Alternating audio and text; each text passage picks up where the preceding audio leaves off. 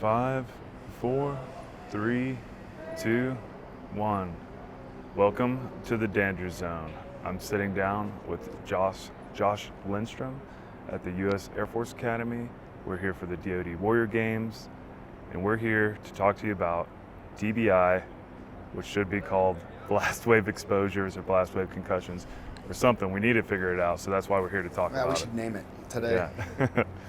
I like blast wave exposures because it gets away from the word traumatic. But before we dive into it, I just want to hear a quick update our listeners on a quick bio. My name's Josh Lindstrom. Formerly served in the Army 15 years. I was with 10th Special Forces Group when I was injured by an IED in 2012. Participant in the Warrior Games for a couple of years, and now coaching archery. Awesome. Yeah, I got my major blast in 2012 as well. Where at? Yeah, and Hellman's. Okay, yeah, you were. Yeah. What was it the same time? March, I was November. March 2012. Okay. Yeah. All right, you beat me. Yeah. That's a feather in your cap. But so we'll just let them drive by, and then so awesome. Not awesome. We were both blown up, but it happened. It happens in war. Like, it's part of it. I think I'm starting to come to the conclusion that it might be possible that I got blown up for a reason. Now that I'm getting into the Warrior Games and starting to learn about this, I feel like I'm starting to get a little bit of a knack for the narrative of it, and having been through the medical system and seeing what I had to do to get through, and I was very fortunate to have an extremely supportive wife. I was lucky to find the Care Coalition, Task Force, Dagger. I mean, so many people have helped me. I had the perfect exit, as it were. And there's a lot of guys who have not, who remain undiagnosed or improperly diagnosed and treated. And I think that, I did the math in that paper. I mean, if we were to just give 1 hour a week to every single guy that we know of that's reported it on a post-deployment health assessment, we don't have enough doctors. The cost would be astronomical. And so that leaves 99% of the recovery on the service member, which isn't how it should be, but it is what it is right now. And so, there's got to be a voice behind it, guys doing what you're doing and letting everybody know what to do to get better, because there's a roadmap, and the 1 over 50,000 the doctors are using is not, enough detail, I think, at this point. There's a little bit of flash to bang on technology and knowledge to proliferation of modalities for success, and I'd like to think that maybe I can help articulate that. So yeah, I've found through talking about it in podcasts, even going on to other people's podcasts, they get messages, I get messages from guys who didn't know stuff was out there, right? Don't know about Task Force Dagger, don't even know about the Care Coalition in there with SOCOM, Yeah. Or don't even know they have a blast injury because of the mechanism of injury causes amnesia. I had a buddy, one of the greatest dudes I know. I've known him for a decade now. I just found out actually, last month, he was in a suicide bombing that he didn't remember. Somebody had to remind him. Wow. That's the nature of that kind of injury. You forget. Yeah. The events surrounding it. So this guy's been going around like, why don't I feel good? Well, probably had something to do with the large amounts of blast. Or you just have a really gnarly deployment, and you have so many blasts, you might remember some of them, but you forget the other ones. Like, when you look down and there's no blood. I mean, I know for me there was no blood. Yeah. I honestly I didn't even feel it. I just remember my collar. Just like when you put a door charger on, your collar slaps your neck. Yeah. I felt that in a truck filled with smoke, and I laughed. I was like, missed me again. Yeah. Somewhat incorrect. See you tomorrow. Yeah. Mine was a little more violent, the major one, but yeah, the repetitive smaller ones were just like, you're just like, oh, huh, okay, and you just keep moving. Yeah. And But what we're seeing in the research is repetitive, even low-grade blast wave exposure is all adding up. Yep. It's all... Well, I think that when you talk about the low-grade exposure, just like with football players, the brain and the body, when healthy, can recover. The larger ones take a longer amount of time to recover from, and if you're exposed after, a lower grade one or low grade ones frequently enough, or in a state, even if you're quote unquote healthy, and I was not by my 5th deployment healthy, your brain can't keep up with the amount of repair it needs to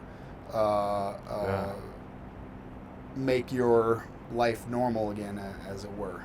Or normal enough to not notice. What are some of the factors you noticed that you were in decline health during that, during that blast? What are things leading up to it, like sleep schedule, diet, like all that stuff? What was happening? So couple things. And I'm gonna circle back to this, so remind me. But not knowing that you're hurt is the difficulty that really surrounds. And I'd say, identification, I'll harken back to identification. We've given out approximately 1,000 Purple Hearts as of, I want to say 2013 was the most recent NPR article I could find with a number. And we know of 339,000, so that's a 0.02% success rate of just going, that guy's hurt. And what I found was that as a guy that I felt like, you could probably find somebody who tell you I'm a shithead, but I felt like I was pretty good at my job, and I had formed a system of making decisions that was second nature. Yeah. My specific system, and if anybody's thinking about going to selection, here's what you do: the exact opposite of what you want to do. You just do the opposite of what you want to do in any situation, you're going to find yourself standing with the few at the end. Yeah. Shun comfort and any sort of material comfort or ease, and you'll find yourself standing there at the end of the day.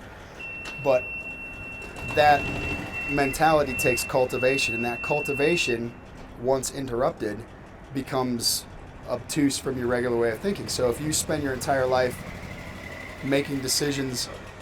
You guys riding shuttle? What? Nope. You guys No. ride or you need a shuttle? We got our own ride. Yeah. Thanks, guys.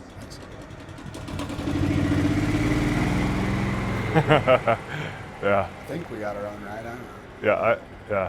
Yeah. So let's back up a little bit while we had a guy backing up in a golf cart here next to us. It's beautiful out here, by the way. So I don't mind the spot, but we are getting a little people walking by.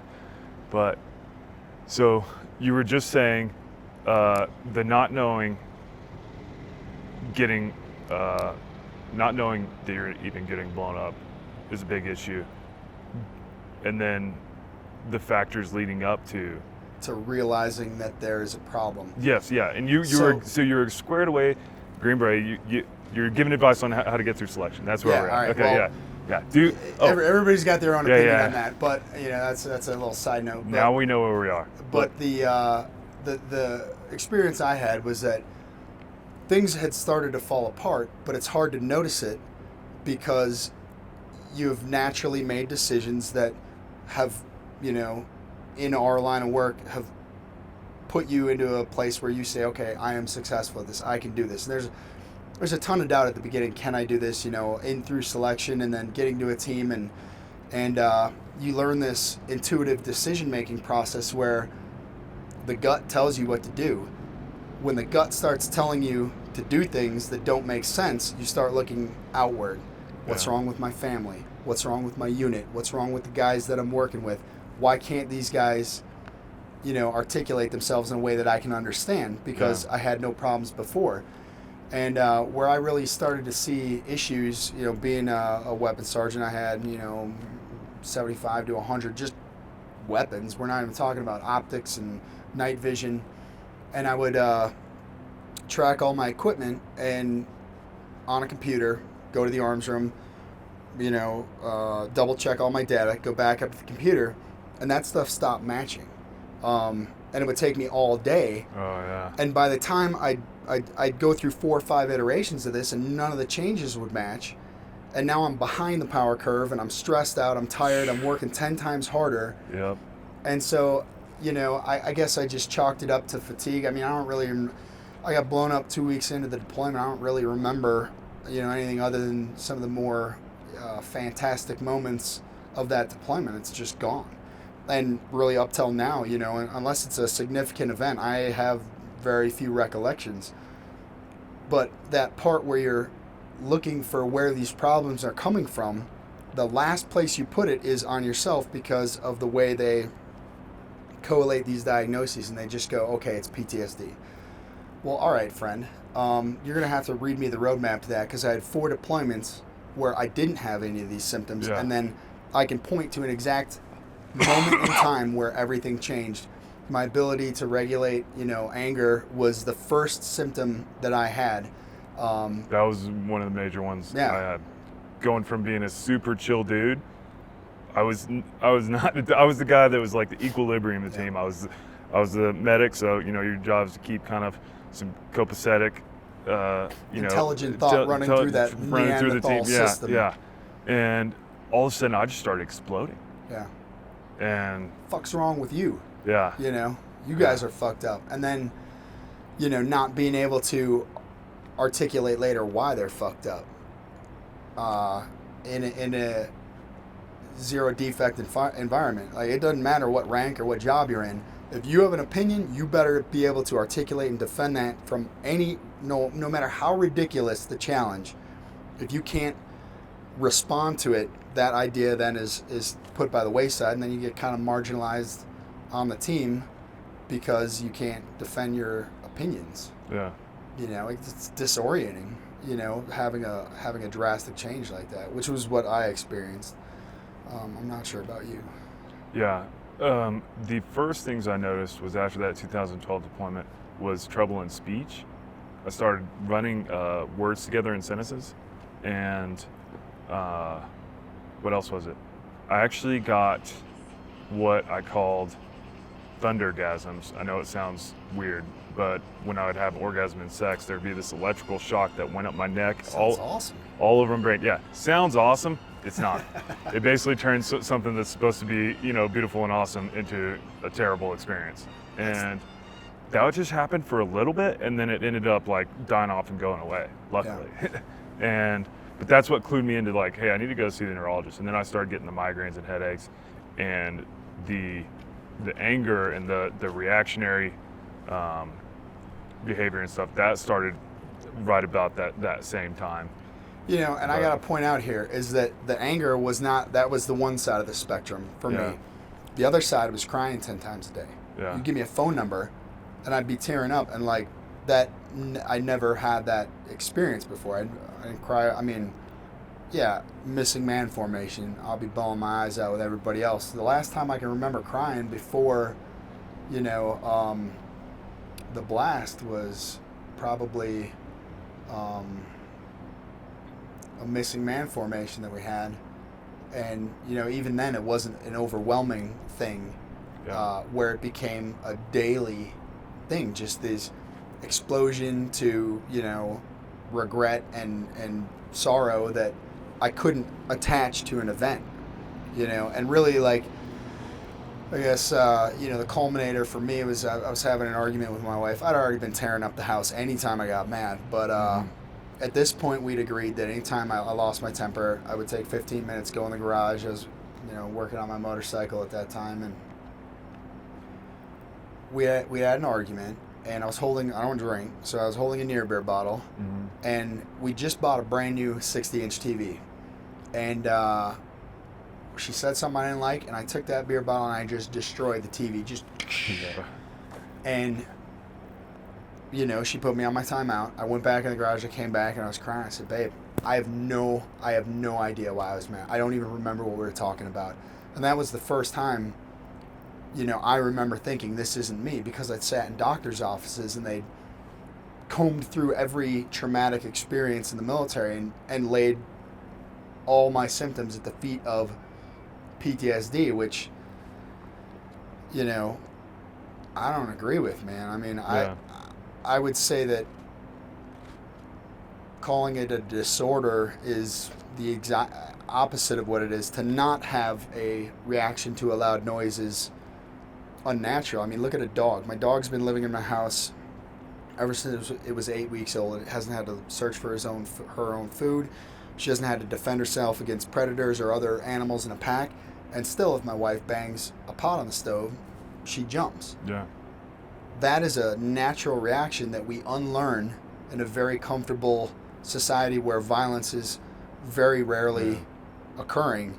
And then to say, okay, well, I got that natural reaction back, that's a disorder. You're going to have to, again, I'm going to need to see the roadmap that you're using with logic to get from A to B on that, because it doesn't hold water for me. Yeah, and it never made sense to me either. They're trying to talk to me about it. They wouldn't shut up about it when I'd go into appointments with the neurologist or this. They're like, well, we pretty much don't think it's TBI, even though all the history is saying that, right? Yeah. We think, you're probably dealing with some PTSD here. It's like, from what? Yeah. I don't feel traumatized by by any of the gunfights I was in, any of the patients I treated. Like, what are we even talking about here? I think it's important to say that I believe in PTSD. Yeah. But I believe that PTSD is a, natural and normal occurrence for anybody who's been in combat. Yeah. The difference, and there needs to be a demarcation between moral injury and survivor's guilt. Yeah. Moral injury and survivor's guilt, I believe, can be treated with talk therapy for, lack of going through every modality that, they've thrown at me. And not necessarily right on to antidepressants or some drug. Well, now that you bring up antidepressants, here's my huge beef that we talked about a little bit before, but CTE, and what are we calling it? Blast wave exposure? Yeah. CTE and blast wave exposure at current time with current technology, and being diagnosed by psychologists and psychiatrists, which are the only two real medical practices that I can think of that treat an organ without ever looking at it. Mm-hmm. Shit, I forgot what I was talking about, bro. So you're basically saying how can we give antidepressants for a injury that we can't look at, but we know something physical is going on? So deep peel the onion back a little bit more. To approve a medication for use for a condition, that condition has to be observed. The medication has to be tested under, a scrutiny that is, unmatched in most things that we have a government approval process for. Yet, we can't diagnose CTE until post-mortem. So right there, I know for sure that there are no clinical studies of medications on patients with CTE because there are none living. Yeah. As for blast wave exposure, like, we're making up the name ourselves. We even know that the pathology is different. Again, can't be diagnosed in its purest form until postmortem. There's no clinical medication trials for that either.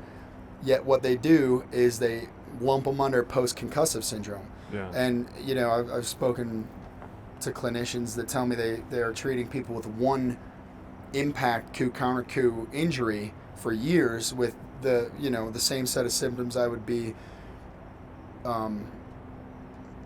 it's hypothesis, but I think, if you're injuring one part of the brain as opposed to the entire thing, chances are your symptoms are deeper in scope. You might smell burnt toast for the rest of your life, but it may not affect your mood, or depending on where the brain's injured, that specific brain function is diminished, as opposed to the entire system being diminished. And then the interplay between those is, almost completely unknown at this point.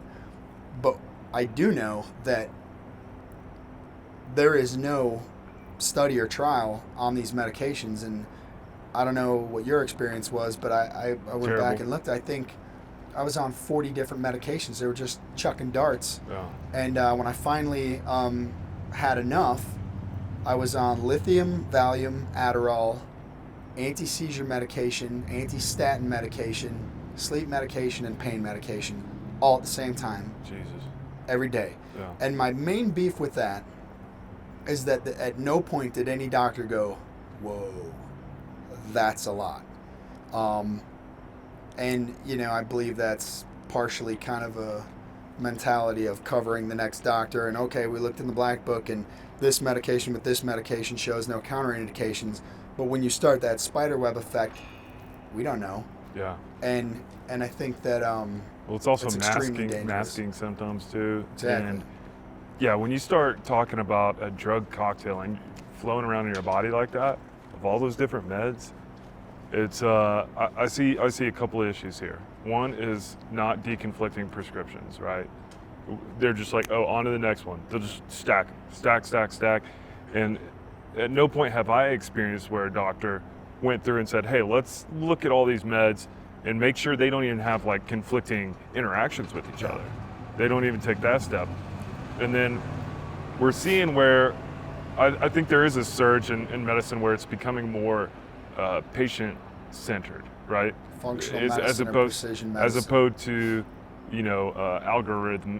algorithmic treatment where you're saying, okay, well, we think you have this, even though we can't see it, and we're gonna start you with this psych drug, move to this one and this one, and it's that as opposed to like finding out what all is going on with this patient, the team of doctors that's working with those patients communicating, right? So I think that's two big areas that I think are starting to shift, and we've seen success in programs that do that. Like, have you been to Marcus Institute? I have been to Marcus Institute. I was going to bring that up. I want to give them a shout out. Is that supposed to be like that? Oh, no. So, where were we at? We were at medical proliferation of snake oil. Yeah. I think would be and I think it's important to point out, like, there's a lot of good doctors out there. They're trying their best. We're talking about Marcus Institute. Marcus Institute is one of the avenues that I think is a good one. Cleveland Clinic with Task Force Dagger. I'm signed up for both. I'm on the waiting list for Cleveland Clinic, and I'm getting ready to go to Marcus Institute for Brain Health in July. Okay. And I'm going to document my experience there. So. Yeah, that's a good group of cats. I did that earlier a couple months ago. I did the 3-week program. Vestibular therapy is awesome. Yeah. And I went through Cerebrum Center's program, or formerly known as Carrick. And they unfortunately shut down in Dallas. But what I noticed is I see a pattern of guys getting successful treatment or an improvement of their quality of life after going through a intensive outpatient program where you're not living in the hospital, but you're going every day into the clinic, and the whole team's working together on you as a whole, not just, hey, we don't understand your brain injury, so we're just going to try and say it's this and throw meds at it. Like, yeah, I think having people that believe you is a huge thing in that. And these, I've done, I got to be on like 1,000 doctor's appointments at this point, and I still got doctors. How's your headache doing? Well, I wake up with it and I go to bed with it, and I know they don't believe me. And it's like, how do you work with that? Yeah. Especially, like I was saying earlier, like I've had the benefit of, extremely supportive wife who is intelligent and same here, helps me navigate these programs. And I'm still dealing with, I'm left with a selection of doctors who don't fucking believe me when I talk. Yeah. And, I can't tell you how many times I've had to stop an appointment and be like, whoa, all right, things just got weird here. Like, I can tell that, your demeanor, the tone of inflection of your voice, like I have to explain it like that. So what's the issue? Yeah. Or they start the exam with, what's your VA rating? Well, I don't know how that impacts how I'm feeling and what medical, I don't know why they're asking me whether I have a gun in my house or something, or at the beginning of an appointment. Yeah. What does that have to do with my blast wave exposure? Yeah. Well, I mean it's just... we could go on with the negatives of trying to explain to somebody in a body that looks perfectly normal. I mean, even when I was in the WTU, I'd show up for a formation, and the first sergeant there would be like, "What are you doing here?" Bless you. Yeah. Here for the formation. There is no formation. Well, yeah, I know that now, but 20 minutes ago when I was late for the formation that wasn't happening, I was, assholes and elbows trying to get here. Yeah. Why don't you write stuff down? Listen, guy, all right, I get it. You write things down in a normal, and this leads into another thing, which is understanding of frequency of symptoms.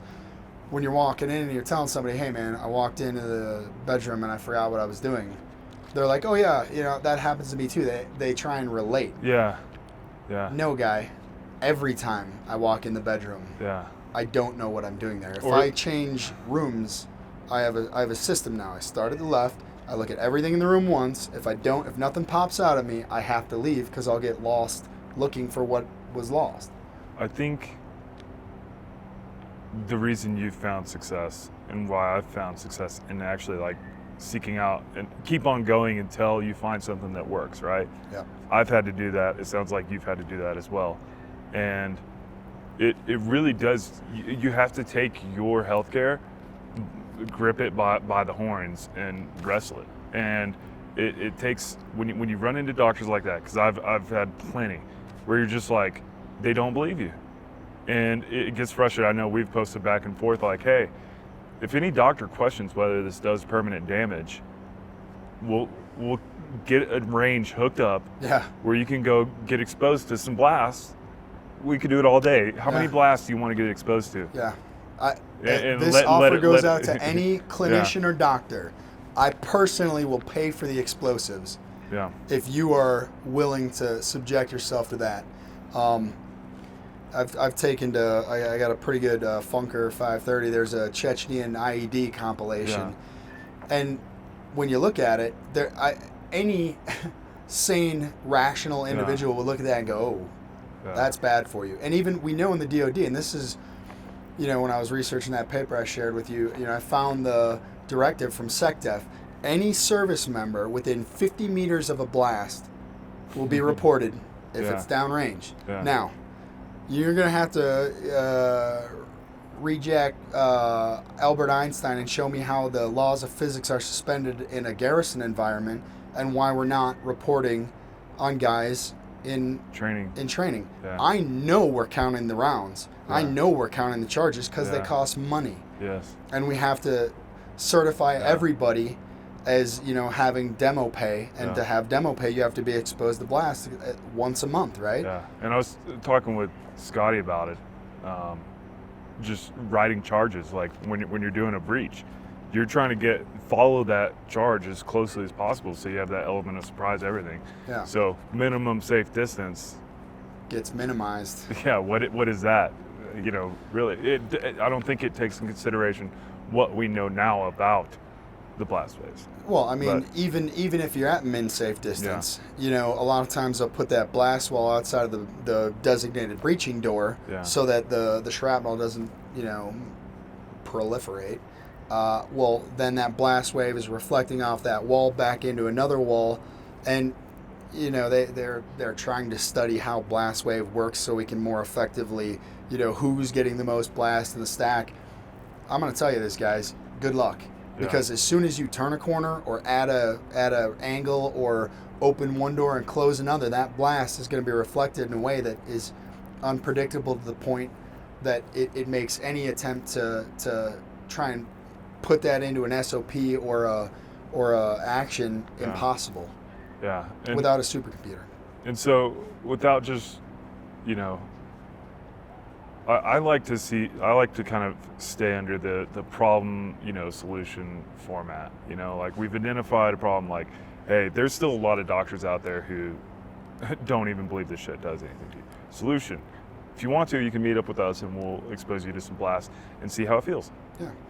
We'll just see how it goes, and we'll check you a year later and see how you're doing with that. Yeah. But it's.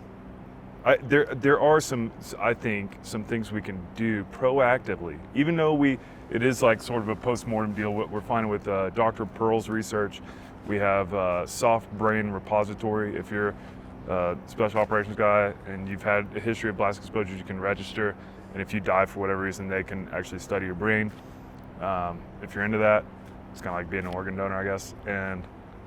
But he's found that fine dust pattern of scar tissue between the white and gray matter of your brain. And apparently it's from the blast wave traveling through, and you get that change in density in the brain, and it's like the blast wave smacking a little wall, and then you have, shearing the, as I understand it, the neurons between the gray matter.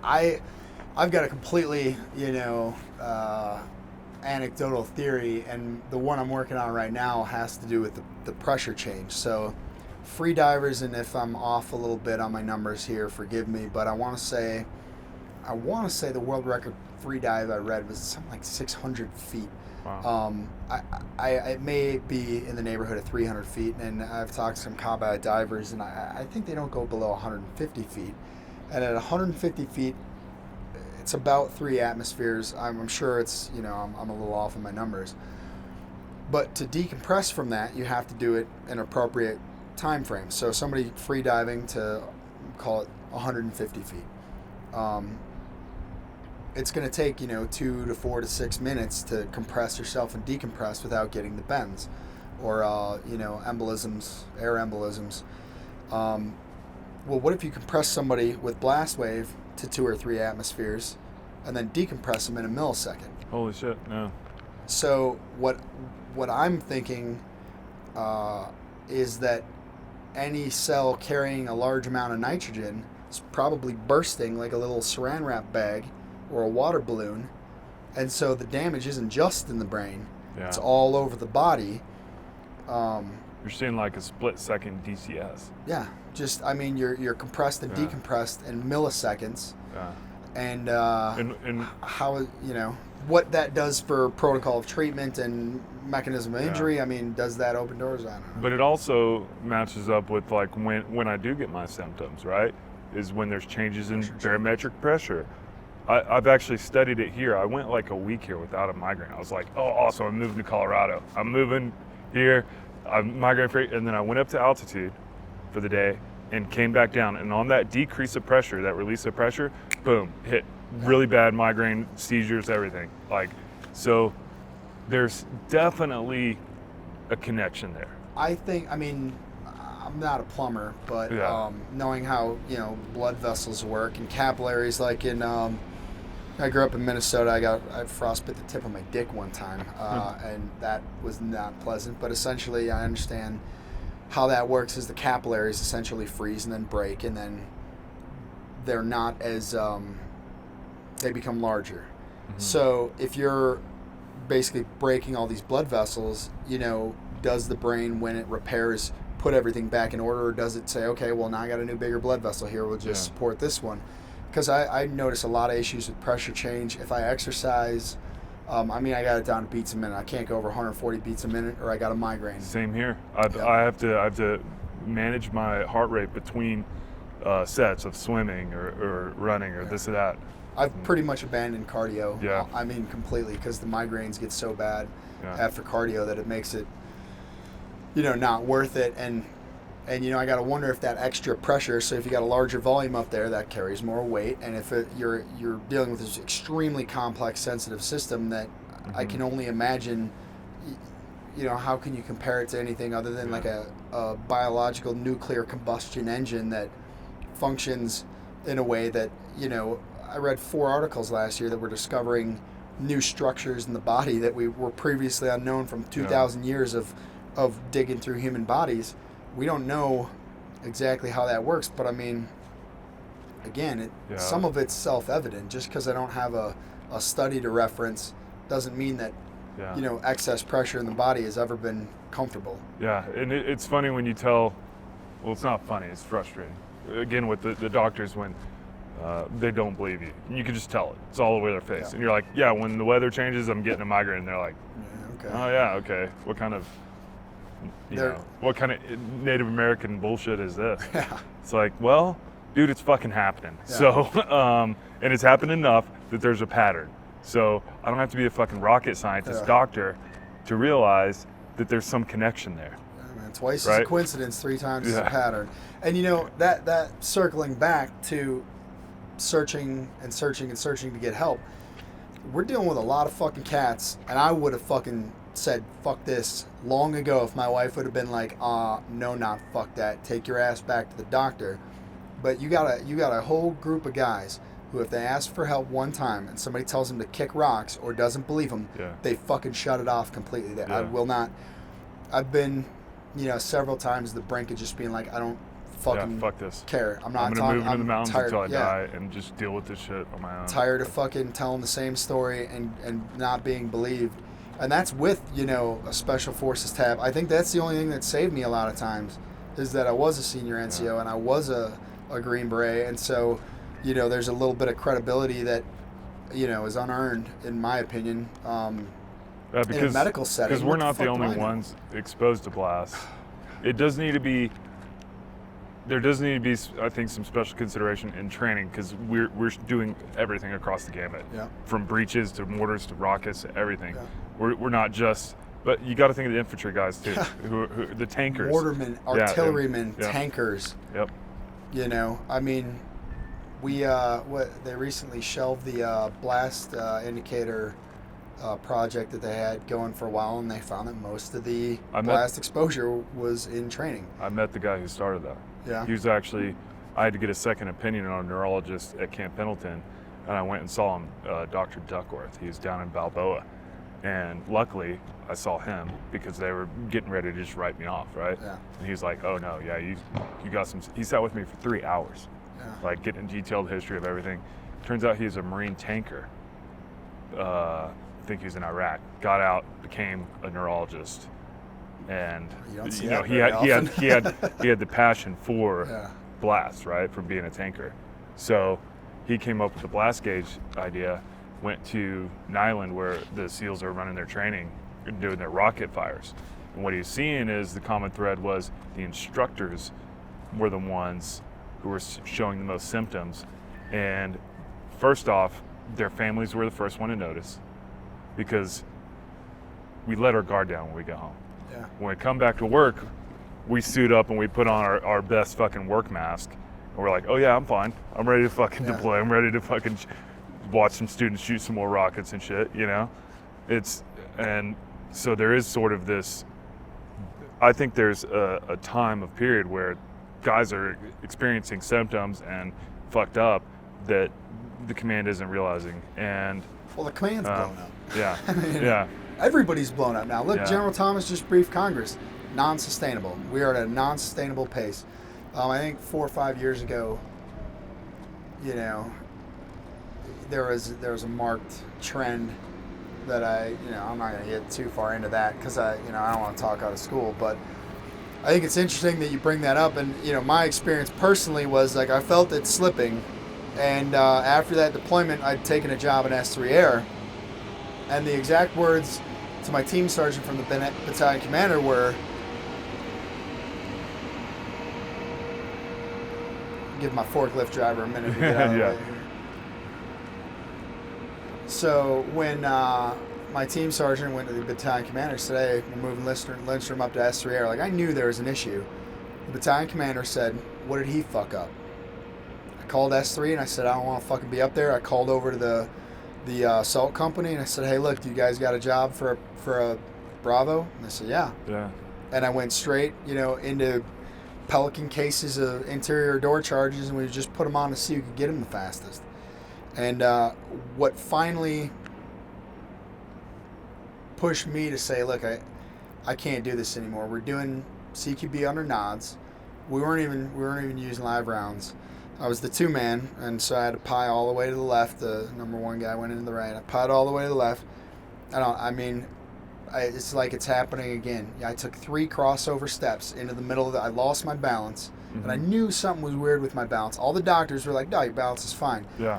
I've been an athlete since I was 4 years old. My balance is fucking spectacular in the worst of conditions. Yeah. And I do this 180. I took 3 crossover steps into the room, and luckily there was a door kind of on my track, because everybody was like, "Hey, what the fuck?" And I'm like, "Yeah, try and keep up. I'm gonna go pie this door, and are you guys coming?" Yeah. That was my way of kind of, again, looking outward. What the fuck's wrong with you guys? I'm fine. And that was the moment where I was like, all right, now I've gone from asset to the team to not being, maybe being a liability. Yeah. And, you know, if I'm That's really about what I say I'm about, which is the fucking Yeah. team, the team. Yeah, and then being I don't successful belong at the there. mission and you not getting in the way of it. Yeah. Yeah, that's the hardest thing I ran into. Yeah. Was that realization, like this job that I love, these guys that I love going downrange with. Well, it's like, not a job. It's who you are. Yeah, This is who I am. yeah, I'm not letting go of a job. I'm letting go of a fucking chunk of my yeah, being. yeah. I've been a warrior since I was born. Yeah. It's just, my parents are here for the warrior games. I was joking with them that I was a child soldier. Like my father had me doing ambush patrols when I was able to hold a toy gun on my cousins who their dad was a Marine. They all ended up in the Marines, and there's this expectation that we join. So I was like, this was my. Oh, yeah, it was me. yeah. You're right. I knew when I was a child. I had to realize, and you know what? That's an important distinction because a lot of my focus on getting better, the things that I found to work, I've really started to like manage expectations. And hey, we don't necessarily have a cure for this shit yet, so we can still keep researching. Let's drive research to fucking figure out how we're gonna fix this shit. But what are the little things I can do to improve my quality of life? And it really is kind of baby steps. It's just like, it's just one little thing. Yeah, chip away. You got to chip away at And it. what I found is, as I do one thing, it's just like I'm getting a little bit of myself back each time to that dude I was. Good. I gotta check Yeah, this get if it's Corey. All right. And we're back. So I was just talking about how it's been baby steps for me, and like each little thing that I've found to help, I'm like gaining a little bit of that guy I was before back. And that's what I would encourage guys that are listening to this who have had that detrimental interview or patient experience with a doctor who told them basically go pound sand or you're fucking crazy or nuts, and you're like, fuck this, like keep at it. You got, I mean, it's your life, right? So you really have to make a decision. Do I want to improve my quality of life, or do I want to keep beating my head against the wall and let some doctor who's a bitch fucking dictate my life, you know? Or you know, this is the way I like to put it to people. Like, would you grab a handful of dirt and stuff it in your buddy's wound just because you don't feel like going to get the aid bag? Yeah. If we were in combat, you would do that for your fucking friend, this guy that, you know, this family you've chosen. You got to do it for yourself too. And I don't have a good answer on it, man. It's fucked. The system is fucked. Yeah. You know, and the guys that, it's almost like there's a timeline on it. You know, the guys that were, you know, I was with that are getting blown up back in 2007 they're just reaching trace of burnout and they can't handle it anymore. They've, you know, given up on it. And I'm going to tell you, like, the answers aren't fucking great. This isn't a bowl of candy that you're going to want to take a bite out of. It's a shit sandwich. But that was a shit sandwich we happily ate, you know, when it was for the other guy.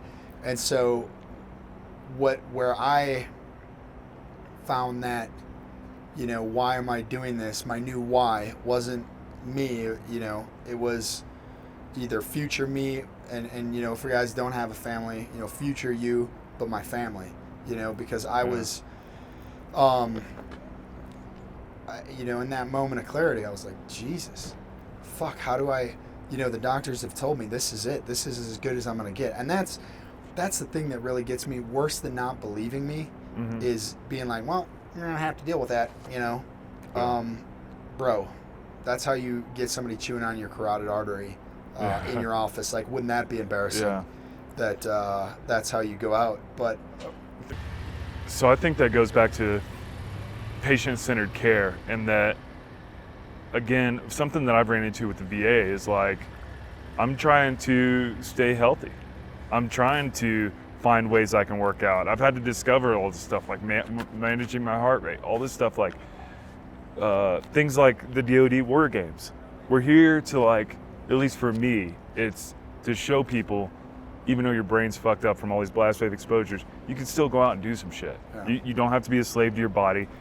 If you look at what is it? The big clinic, Mayo Clinic, right? If you look at their sort of treatment for CTE, is basically, which you can't even diagnose till postmortem, but if for whatever reason we suspect CTE, treatment is basically sit at home on your couch and don't move. Do nothing. Yeah. Don't do a moving muscle and just sit there until you die. No blinking profile. Yeah. And since we're seeing sort of a similar but different pattern with blast wave exposures, it's like, is that what I'm willing to surrender my life to? Yeah. And I've hit my head some more times. Like getting into sailing, the boom is straight up hit me in the head a couple times, and it's not good, right? But I try and mitigate the risk as much as possible. I'm really careful, try not to hit my head. I wear a helmet while I'm sailing. I'm the only one out there wearing a helmet, you know. And so instead of a straight contact blow, it's a glancing blow. And so I'm doing what I can, but I'm also not going to just surrender and sit on the couch. I only have so many years on this planet, flying through space, and I'm not going to stop. I'm not going to stop moving forward. And I think I was young and dumb when it came to the whole suicide deal. When I was a young medic, I still remember this day, and I just look back and I'm just like, what an idiot I was. I was with 1st Recon Battalion on my first deployment, and they're like, hey, we're not gonna have a big suicide brief or whatever, it's up to the medics, just give one to your team. And so what did young Dan do? I just went in there, I was like, yeah, so I'm supposed to give you guys a brief on suicide, so yeah, if you're thinking about it, just go ahead and do it, because you're a fucking pussy. Like, that was my brief. I mean, my mentality wasn't that far off of that, but I had no reference point, to refer to.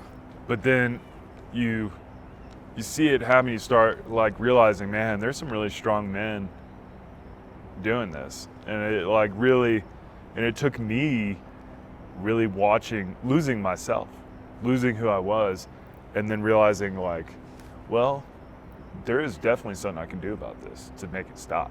Like, the doctors aren't working. Like, none of this bullshit system is working to make this shit stop or get better. I know how to make it better, you know? Yeah, I mean, I've heard of some people talk about a pattern between guys that were doing well mentally, and then the thing that like turned the corner, as soon as they started taking some psychiatric drug, a week later, boom, dead. Yeah. And or stopping it. Yeah, and it's just there's too much unknown to be given that medication, and changing somebody's brain chemistry where it's already all fucked up. I mean, we know there's damage to the pituitary gland, so your hormones are all messed up. Yep. You got the vestibular input, visual.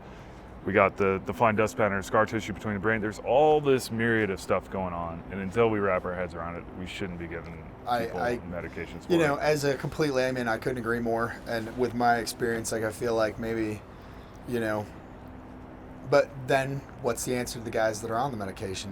What if that's what's propping them up? Is always the counter argument. And, I'd say, I want people listening to this to be like, well, I'm going to fucking chuck my meds. Because I didn't chuck those meds until you talk about the pituitary stuff, until I got on testosterone, which every single doctor I had look at it, literally, the last guy that I had check it a month before I went to the Cleveland Clinic, and they tested my saliva for available testosterone and found out I was tanked. The last thing a guy told me about it was, your testosterone is so good, you should be having great sex. And I'm thinking, as a fucking doctor, there's the labs. Like, what can you say to refute that in the moment? I don't know anything about medicine at that time. And, building the base knowledge that you have, and, where I feel like I've gotten to, it's taken, years of study and listening to people that aren't necessarily doctors, and doing things that aren't readily apparent, and exploring causes that may not be directly related to the blast. Again, we go into how's your health before you get hurt? Yeah. Are you on your 5th deployment? Is your body fucking broken from this much time of, in the military, you just put 6 rippets on it and call her good. Yeah. You're tired, you rippets, or, take the sleeping pills when you're tired, and it's all just right there. Whatever you want, you go to the doctor, hey man, I can't sleep, hey, here's some Ambien, which that shit's the devil. Yeah. And it's all Band-Aids, and the long view on it is not what everybody thinks it is. I think that it really is as simple as proper rest, nutrition, which is impossible to find in a deployed setting. Like, how do you properly nutrition a body with what's available down there? It's fucking impossible. I was at a VSP site when I was getting blown up, and we were eating rice and potatoes, greasy rice and potatoes for a week straight while doing combat patrols every day, carrying a 240. Like, you think my body was able to keep up on a diet of rice and potatoes, and then you get blown up? It's like, what? How is the brain supposed to repair itself? Then you give it no downtime. And you're doing 4 hours on, 4 hours off. Yeah. Like what? It's impossible. Yeah. And solve that riddle, though. Tell the command that, hey, we need shorter deployments. Well, that costs more, buddy. Actually replacing a fucking trained dude costs a little bit more money. And I'd like to get into a little bit of that. I can kind of see a roadmap for a solution to this. And as long as we're still fighting wars where we have guys on the ground shooting rockets, doing all the stuff that causes these until we get to where we have a full drone or robot army, it's going to continue to be a problem. Yeah. And I think there are ways we can extend the life of these special operators, of service members, and not waste this money on them, and then be paying them years down the road to try and keep them recovered. I mean, just think of all the money we're spending on the misdiagnosis and medication alone. It has to be astronomical. I'd have to put my tinfoil hat on to get into why I think that at higher levels that's okay. Yeah. They see it as, okay, well, we're making money, we're moving stuff through the system. Yeah. So I see it as, from me, like, I've noticed that I'm really good at pattern recognition. And so it's just like noticing a pattern with the change in pressures, right? And I've noticed a pattern with guys having good success doing intensive outpatient therapy programs, where you take 3 weeks, we're working on you as a whole, and we're trying to get you, like, your quality of life better, your symptoms decrease, right? Why are we waiting until dudes are absolutely fried out of their minds, completely burnt out and completely falling apart before we start something like that? Why don't, if somebody tweaks their shoulder, right, we do physical therapy for it. Even right now, if a guy in 1st Marine Raider Battalion injures his shoulder, he goes to physical therapy, and he does a physical therapy regimen. He's taken out of training, oh, hey guys, I got to go to my physical therapy appointment, right? Disappears, goes out to physical therapy appointment. We need to be doing physical therapy for the brain, and I think the key is this intensive outpatient therapy programs. And what we can do is we need to get better of documenting the blast wave exposures in training and on deployment. And we need to start deciding, okay, when can we decide, okay, this individual's been exposed to enough. We need to sideline him when he comes back from deployment, throw him in a 3-week IOP, intensive outpatient therapy program, and then get his brain back to function as best possible, then send him back, right? Yeah. And I really think if we do that proactively before we see these symptoms, but based it off of like history of exposure, and really get good at narrowing down how we're going to document that, right? Yeah. And we start doing that proactively, I think we're going to see these guys' careers last longer. They're going to be more effective, and we're gonna be able to start seeing a pattern, and then that'll help dictate the care you get afterwards. We can start seeing the successes while people are in, and then you carry it on to the outside, and now you're not wasting all this money on bullshit that doesn't work. Well, I think 2 things here. Number one, it's my stay dangerous theory. Any advantage we give to any special operator, they're not going to use it for their safety. They're going to use it to stay dangerous for longer. Yeah. And when you're talking about preemptively treating this stuff, I'll back it up prior to injury. Number one, we need to have cognitive and vestibular baselines. Super on guys. baselines coming in. Yeah, Yep. dude, day one. Like Yeah. you go to MEPS. Yeah. They put you on. I mean, there's a computer for it. Yeah. Get your balance baseline. Yeah. Um, How many doctors have said to you, well, we have no baseline, so how are we supposed to know? How are we supposed to know? Yeah. I basically don't believe you because I have no baseline. Yeah. I don't know what the fuck I'm talking about, so it means you're wrong. Yeah. Well, there's that. Well, I mean, we could dive into the Yeah. whole, all right, we have guys that are higher ranking than guys they're seeing, and then it becomes a Yeah. leader subordinate issue. Yeah. And that was, one of the biggest problems I had. I'd go in and see a colonel, and I'd be like, hey, could I ask you a question? And they'd be like, fine. Like it was like I'm talking to my first sergeant about getting ice cream out in the field or something. Like, look, man, you're here. You work for me, motherfucker. Like, Yeah. You're completely confused in the roles here. My job right now is to get the fuck back to the team, which is all I care about. I don't care Yeah. about you, your stupid fucking treatment, your face, your career, none of that shit. Yeah. I just want to go back to the team. How do I get there? I'm asking you to show me how. Yeah. Um, Do your enabler job. Yeah. Enable me to get back to my team. exactly. And, that's a whole nother conversation. But, without baselines, it's difficult, especially, I'm going to say especially in special operations, because we're essentially genetically testing with a hammer for people that have a higher than normal work capacity and a higher than normal intelligence. Yeah. And if you don't meet those two gates, there's no way you're going to get through, this very detailed selection process. Very few shitheads slip through. Yeah. Yeah, a couple, but they're normally like serial killer fucking smart, Yeah. and they're able to navigate that interpersonal relationship thing. But getting baselines, number one. I think we can all agree on that. But the next part of it is you're never and I would never in the same podcast claim to be a Green Beret and then be like, well, we need to have smaller charges or safer charges or Yeah. no, we No. need to adhere to the standards and regulations Yeah. in the FMs. Like, don't shoot more than 4 AT4s a day. Yeah. That's a good idea. Yeah. All right, as leaders, even in SOF, we got to be like, hey guys, we got 24 AT4s. There's Yeah. 12 of us. What I would do after I got blown up and we'd be on the range is, I'd AG, my guy that I'm working with, and then I'd be like, stand by, walk 20 feet away, and be like, go ahead and fire your round, because now I'm eating 12 a day, or Yeah. 18 a day. Yeah.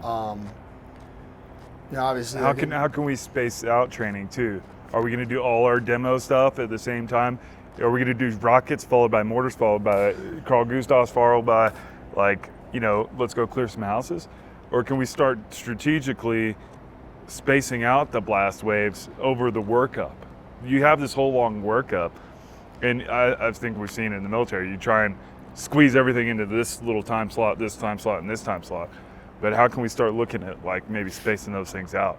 Well, intelligent application of force is, I would say, the hallmark of special operations. So if we're going to do stuff like that, and we have to, and everybody's got to touch all those pieces of equipment, and they got to be exposed to blast, just even if it's just to find out that a door charge isn't going to kill you. Because I don't know if you remember your first one, but motherfucker, did you check this? Like, is that that Yeah. you said 18 feet? That there's some questions in your mind. You have to learn all that stuff, and rapid response units, the guys got to be trained. But I believe through intelligent application of force, we get a good baseline, we monitor that baseline regularly, and I don't need to be a special forces medic to press a button on a computer that measures balance. Hey, fucking guy, look, here's the SOP, do this. Yeah. We get a reading. If it's off, then we'll send you to a specialist. But I can train any PFC how to run that piece of equipment. Yeah.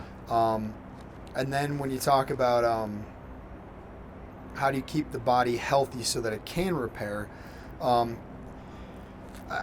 almost don't want to crack that can of worms, because you'll get, clinically approved people going, you shouldn't do A, B, or C.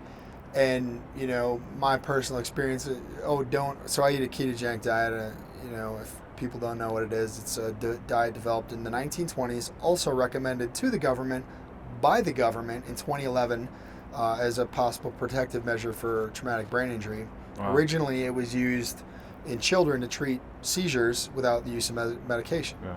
I try and stay close to a ketogenic diet as well. Yeah, if I don't, my labs just go bananas. But in trying to keep my fat up that high, my MCTs, my medium chain triglycerides, are way higher than, at some places I've talked to, very knowledgeable nutritionists, and they're like, oh yeah, stay away from the coconut oil.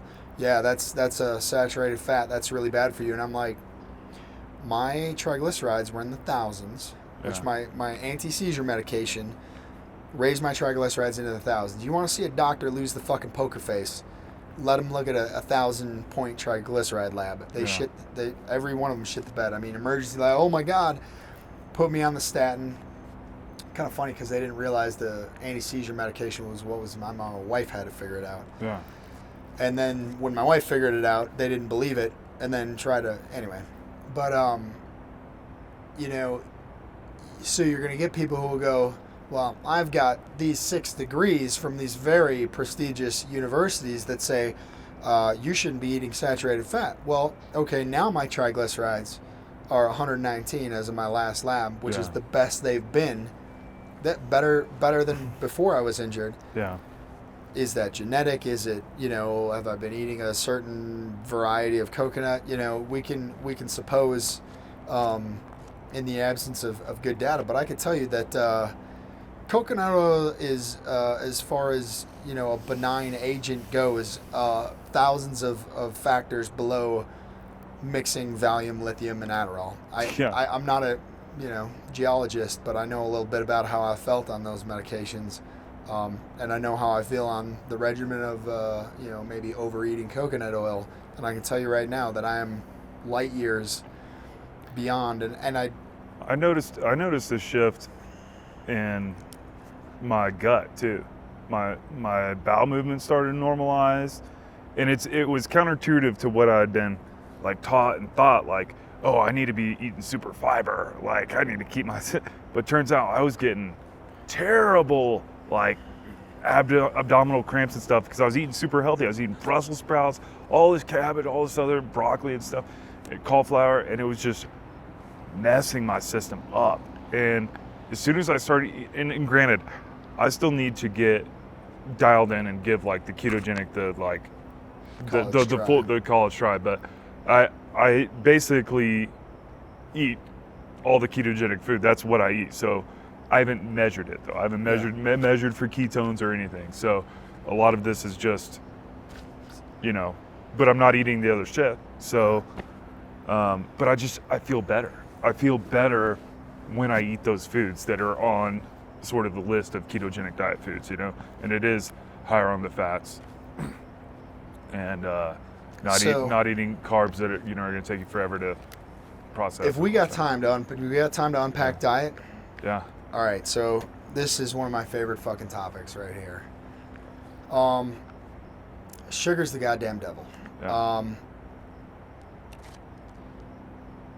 You take probably, one of the more afflicted populations with alcoholism is Native Americans. Mm-hmm. And I'm gonna make a big circle here from sugar and alcohol, brain injury, symptoms and inebriation, and gut bacteria, and depression. So in our gut, I'm going to leave this Native American thing hanging for just a minute. And in your gut, you have 2 major types of bacterial populations. One is a fiber-eating bacteria that is immobile. That bacteria produces approximately 90% of your serotonin, which SSRIs work to stretch your serotonin. It's the chemical that makes you feel good. Also, they produce 70% of your dopamine. I mean, it's the perfect definition of a symbiotic relationship. The only thing I can't digest is what they eat. Their poop makes me feel good. They don't have legs because I got them. I'll bring them the food, and they'll make me feel good for it. The other bacteria population you have in your gut is a sugar-eating bacteria. That sugar-eating bacteria is supposed to be the minority population. It is mobile.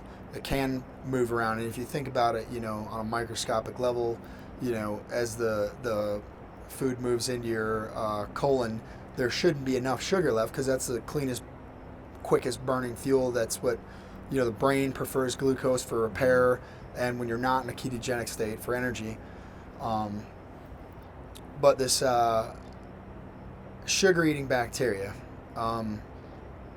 is wildly important to our health, and not in a good way. Are you familiar with zombie ants at all?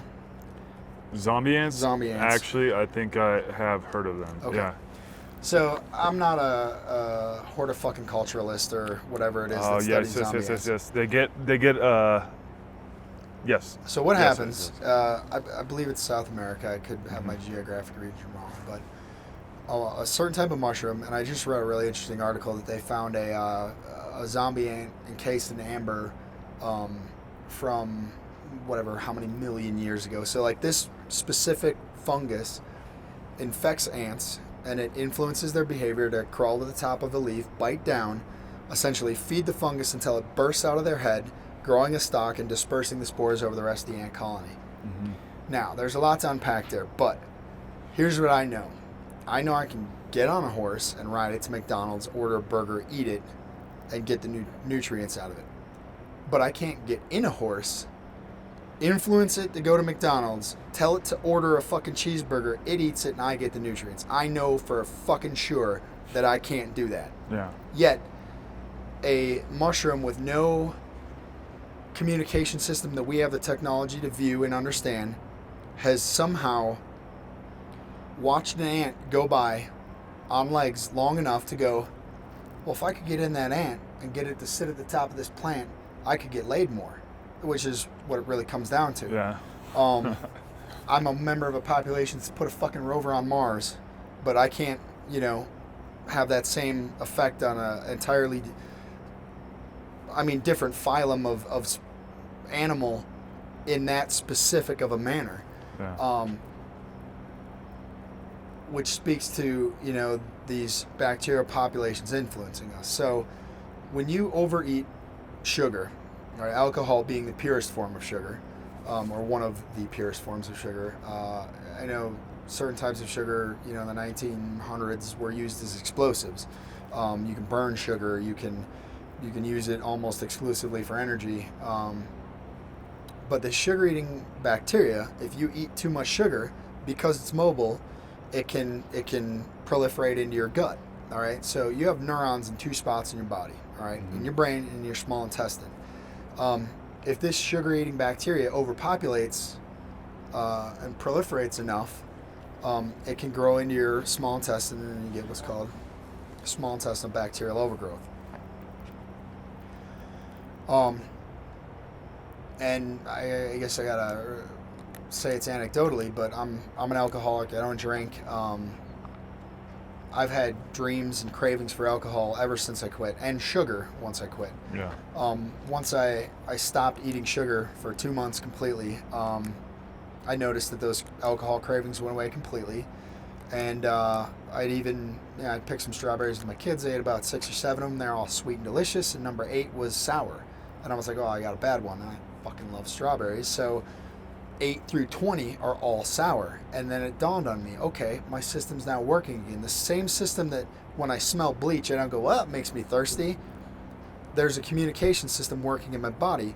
The small intestinal bacterial overgrowth works by influencing that system, telling the brain in your small intestine, hey, send more sugar. I know when they told me, this was at the Cleveland Clinic, I had to stop eating sugar. They said, hey, look, you gotta stop eating sugar. And I had a physical reaction to that. I was like, whoa, I can't. I love sugar. And I went mentally through a list of things, and I feel like it's not that different from, the zombie ant theory. And at that moment, it kind of became like a fuck me, no fuck you. We are comprised of more bacteria, virus, and fungus than there ever have been or will be people on this planet. Yeah. And most disease,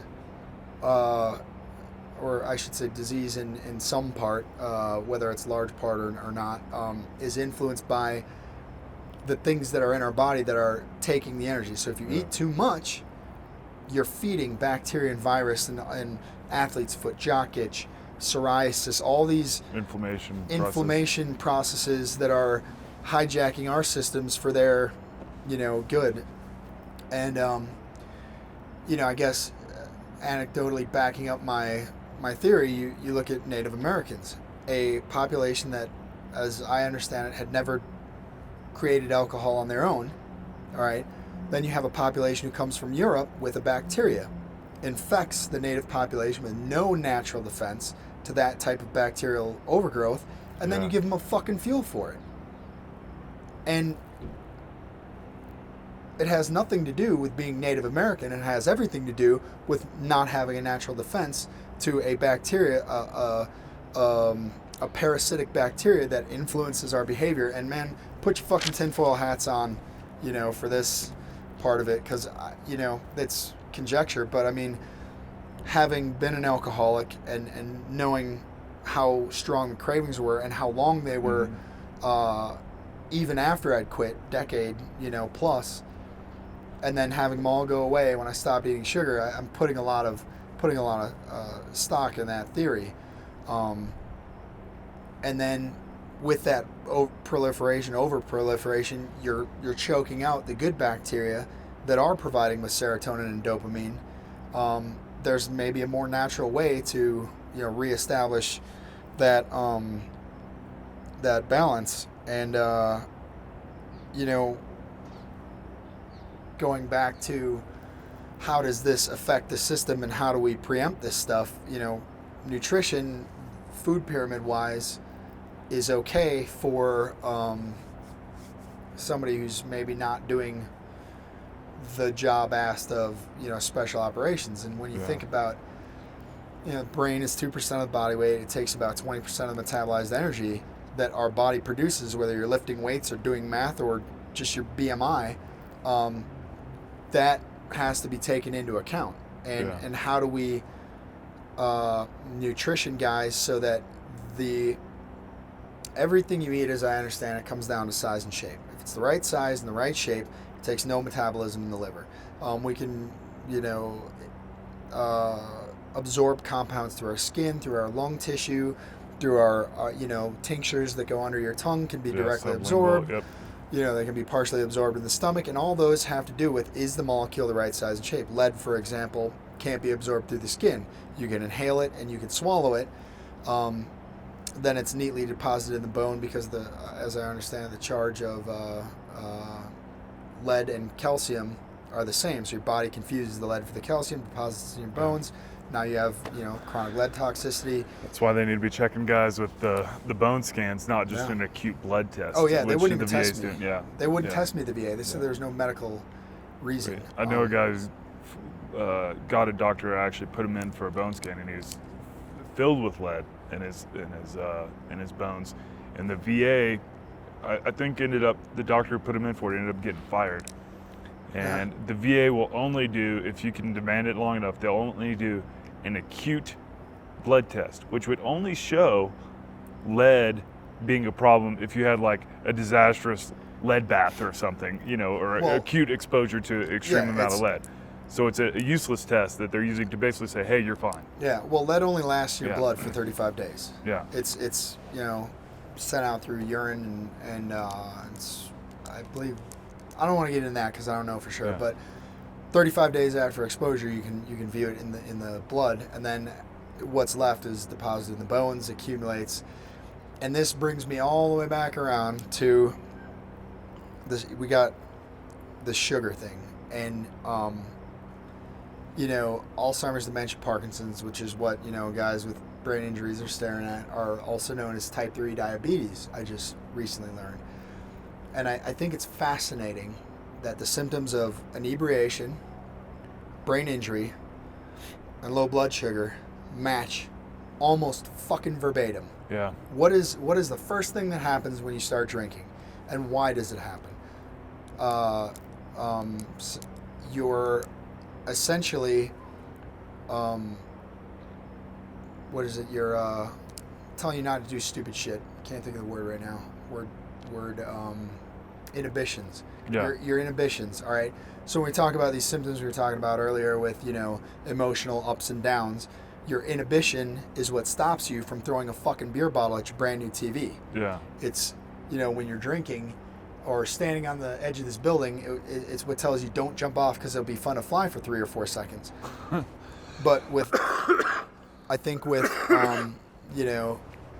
diabetes and, the mood changes that fluctuate, I had an uncle who was diabetic, and my dad was always bitching about golfing with him because when his blood sugar would get low, he'd fucking chuck his clubs. Yeah. And my dad was always like, God, I don't like playing golf with the guy. It really bothers me. It upsets me when he does that. Yeah. But then I look at how I became after never touching alcohol for years. Yeah. And it's so similar. My balance is fucked up. My speech is fucked up. My memory is fucked up. My inhibitions are damaged. I mean, look at a acutely inebriated person, and you compress those symptoms and amplify them because, and I don't know if this is true or not. It's completely conjecture, but you put so much sugar in the body at one time that the body has, anything you eat, your body's got to process it. So you're taking so much energy from that 20% you need for your brain to just process this huge amount of energy that's being poured into the system that now it's not working properly. Yeah. And I think the relation to brain injury is that this is where brain injury and symptoms get interesting to me, is that you look at a lot of the effects. You can kind of classify them in three categories. You have motor function, mood, and energy. And I think it's interesting that as we discuss the mechanism of injury for the brain, right?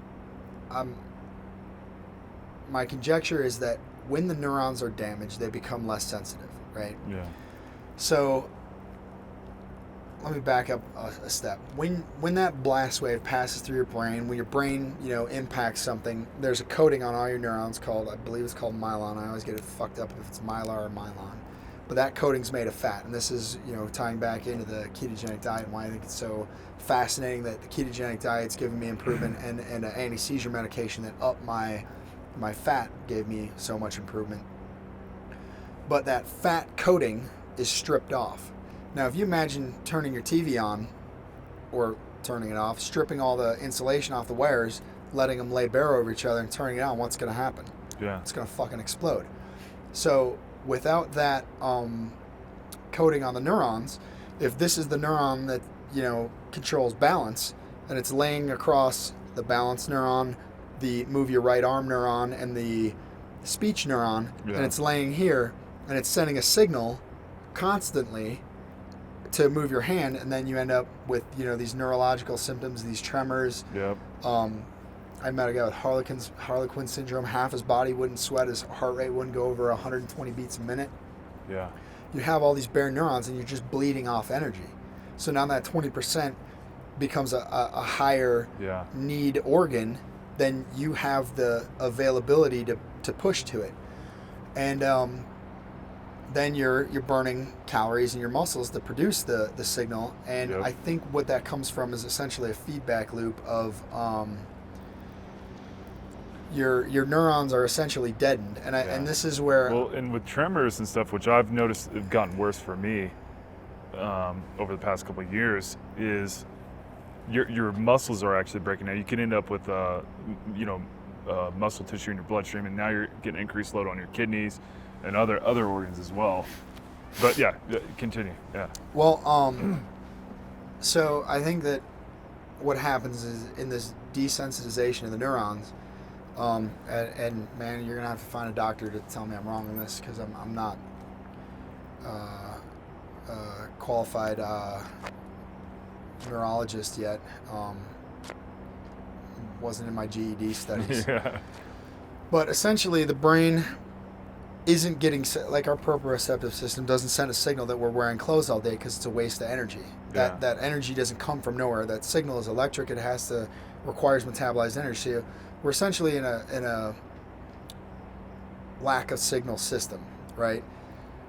The brain sends a ping out, and hey, I need a response. Well, if your brain sends a ping out and it doesn't get the response because the nerves are deadened, it sends that signal harder and harder and harder until all of a sudden now you're experiencing a tremor, again, bleeding off more energy. In the brain, there are parts that are slave to each other, essentially. So your vestibular system is essentially the stabe for your eyes. Your brain is the director of those two, and it sends a request, hey, look, I need you to look over here. So it sends the signal to the vestibular system, okay, left 32 degrees, stabilize on this plane, and, eyes, tell me what you see over there.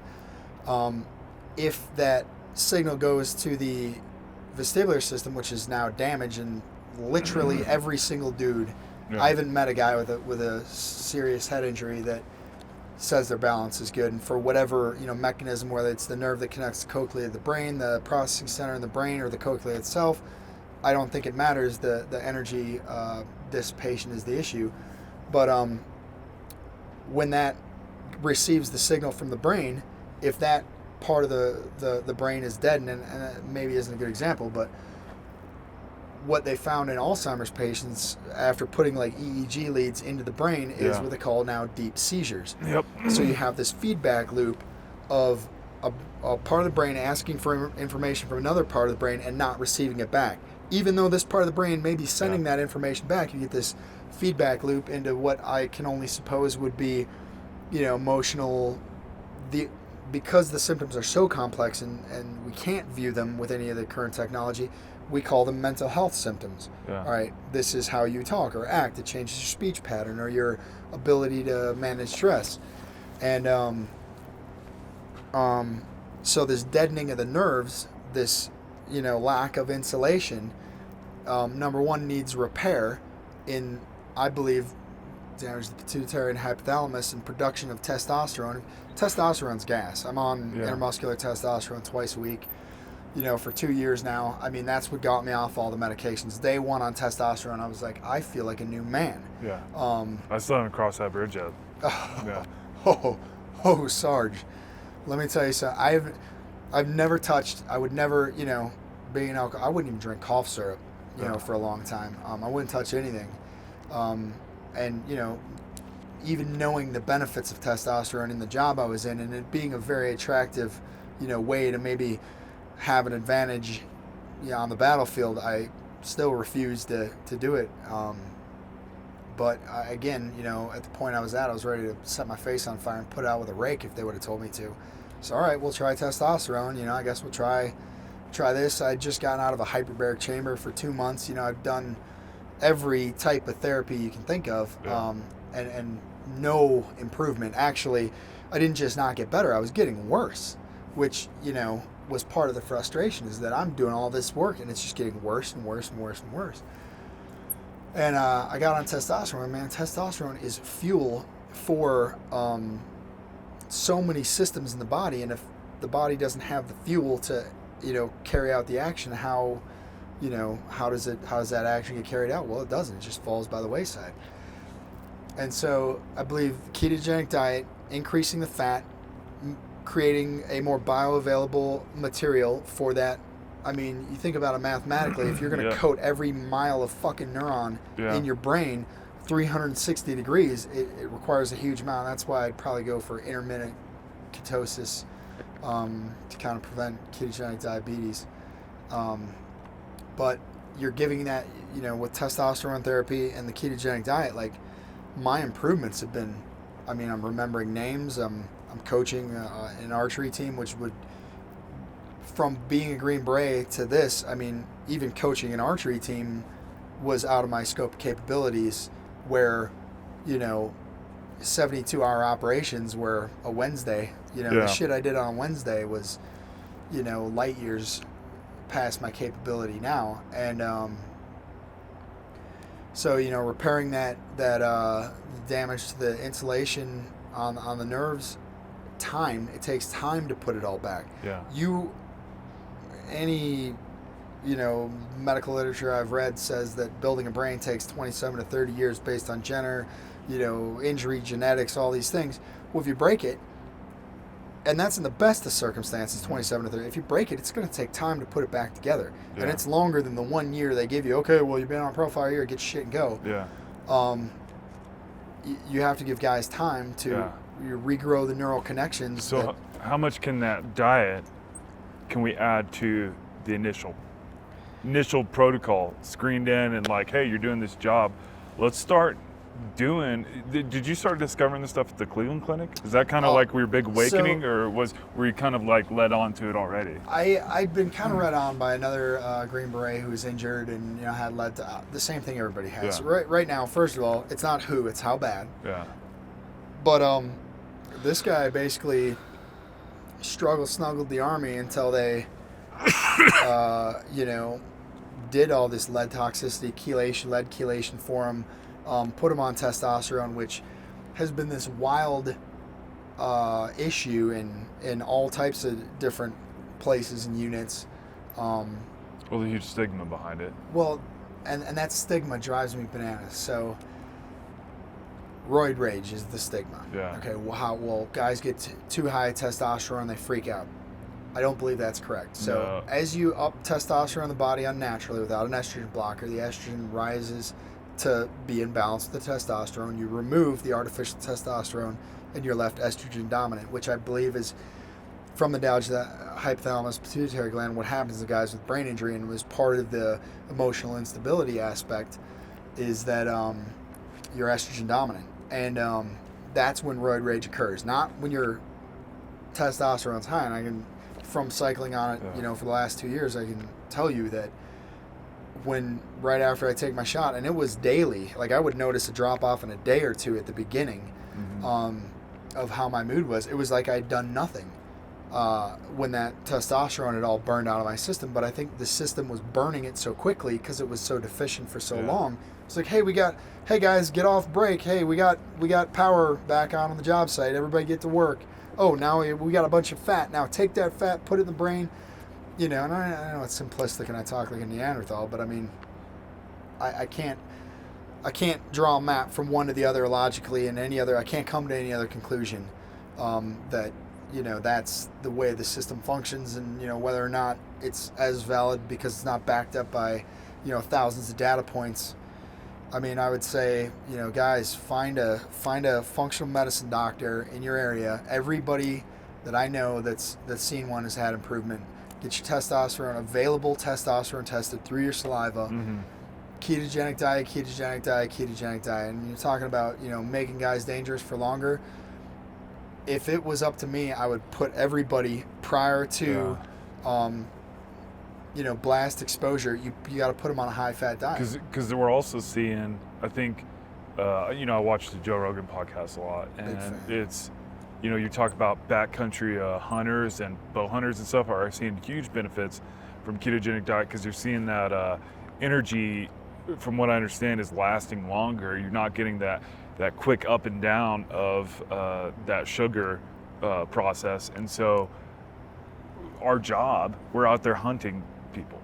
Replace the elk or whatever with us or our enemy, and we're hunting them. And we're in these extended 72-hour operations and stuff. We need that long-term energy availability as opposed to just spiking up and down in that roller coaster, I mean, I've begun to think that maybe we're on the wrong eating schedule. I think, a 24-hour eating schedule probably isn't natural. It maybe should be on more of a 72-hour eating cycle, fasting, and, sublactic threshold energy production in ketosis, I would say probably is more valuable, than, if guys, I know a lot of guys that have been in and out of ketosis on, some of the cyclists, and those guys are fucking data point queens. They will write down, they'll scrape sweat and measure it. And they've said, sublactic threshold, they do great, and they can power for, much longer on a wildly smaller amount of food. But once they cross that lactic threshold, now they start to need carbs again. But I think, the idea of pre-positioning the material to make the repairs that are going to need to be made. I don't care if you're a Navy, Delta, Air Force, space gunner. Blast is bad for you. Yeah. You know, Yeah. it's definitely gonna have an effect, and you know you gotta prolong the effects, and you know I don't want to like scare dudes out of being operators or working in special operations in any capacity, because I wouldn't change a thing, and I wouldn't take any of it back. I can't think of. I mean, I'd go back and do it all again. But I'm also not going to sit here and accept a system that's failing. Yeah, no, absolutely. Yeah. You know, identification needs to be improved. Yeah. Treatment, you know, I think they don't like it because it's so simple. You know, oh, what? Are you just got to eat more fat? Oh, yeah. In the chow hall, you could put MCT oil in the coffee, and now guys are getting 40 grams of fat in a cup of coffee. Yeah. That is more bioavailable and more readily available, through digestion than the issue being with sugar is that you can digest it more quickly than you can use it. So now it takes the amount of energy it took to digest it. Then all that leftover energy that can't be used has to be converted into fat, which takes more energy. So you're having these, I'm full, I'm bloated, I feel like shit, I'm hungry, I'm starving, I'm crashing, and you're going through these things. I think it would be cheaper and easier. I mean, I don't think, It's tablespoons really, of coconut oil for every fucking guy down range, 2-3 tablespoons a day. Yeah. The same way they made me eat fucking methloquin. Oh yeah. My platoon sergeant standing there checking my fucking mouth. Living on Rippets. Rippets and the bullshit could be replaced, I think, so easily. Yeah. That, the issue being the people who have a vested monetary interest in the current, system would spend easily half of whatever they're making to prove that what they're providing is not dangerous when clearly it is. Yeah. I think I'm really glad we had this talk, because one of the things I think I've been kind of cluing into is the diet thing. But again, I haven't given the call try. I'm glad I'm going to a Cleveland clinic, and I've started to like dial it in my own head, like what feels right. I feel better when I'm doing intermittent fasting and eating ketogenic diet type food. It just like feels better. So I'd really like to try, and I'm all about human optimization. So I want to be better, faster, stronger. Yeah. And so I really want to get it dialed in. But the sugar thing is just like, when you start making that comparison to the symptoms you see in an Alzheimer's patient, somebody with low blood sugar, somebody with having a migraine, a TBI. I've had people ask me, hey, is your blood sugar low? Like when I'm having a migraine or something. And it's in the deep brain seizure thing. I found the article on that with the Alzheimer's patient too. And with a lot of my symptoms, it's just, the way I'd rudimentally describe it in the beginning was uncontrolled electrical activity in my brain. Shit, uncontrolled being the operative phrase. The wires are, the shit's not working. Yeah. And it's causing all these second, third order effects. And fatigue on the brain, it's wearing it out, right? And now you talk about the energy requirement, 20% of the brain and everything, and you're just increasing that to astronomical levels. And then what I think we're seeing in sleep disturbance in blast wave patients is that test they did on the Alzheimer patients was detecting that they had these deep brain seizures even while they were sleeping, which is when your was brain apparently should be cleaning itself. which your brain should be like completely. So you're producing soot well, you should be sweeping it clean. And so I think it's not hard to start again with the pattern recognition. Realize it's probably happening in blast wave exposure patients is these deep brain seizures, which are happening through the day, through the sleep cycle. And how do we get that better? And I think you brought up a really good important point about the diet. Is that's the first time I'd heard about that too. The basically getting the fat cells back around, protecting. You're re-insulating the wires in your brain. And dude, I could be so far off base, but I mean, I can't think of another way that it could, function. It seems to be working for me. It's working for a lot of the guys that I know that have, gone to Cleveland, and intermittent fasting. I think it's fantastically important, and I notice, I'm weak sometimes, and I'll grab some chow right before I go to sleep. But when I don't, when I stop eating late enough, when I get past that hunger feeling, I feel, I mean, it is markedly different in such a shorter duration than some, medications take to bioaccumulate. Oh, you feel better in 2 weeks. I mean, this is going to fuck you up. Yeah.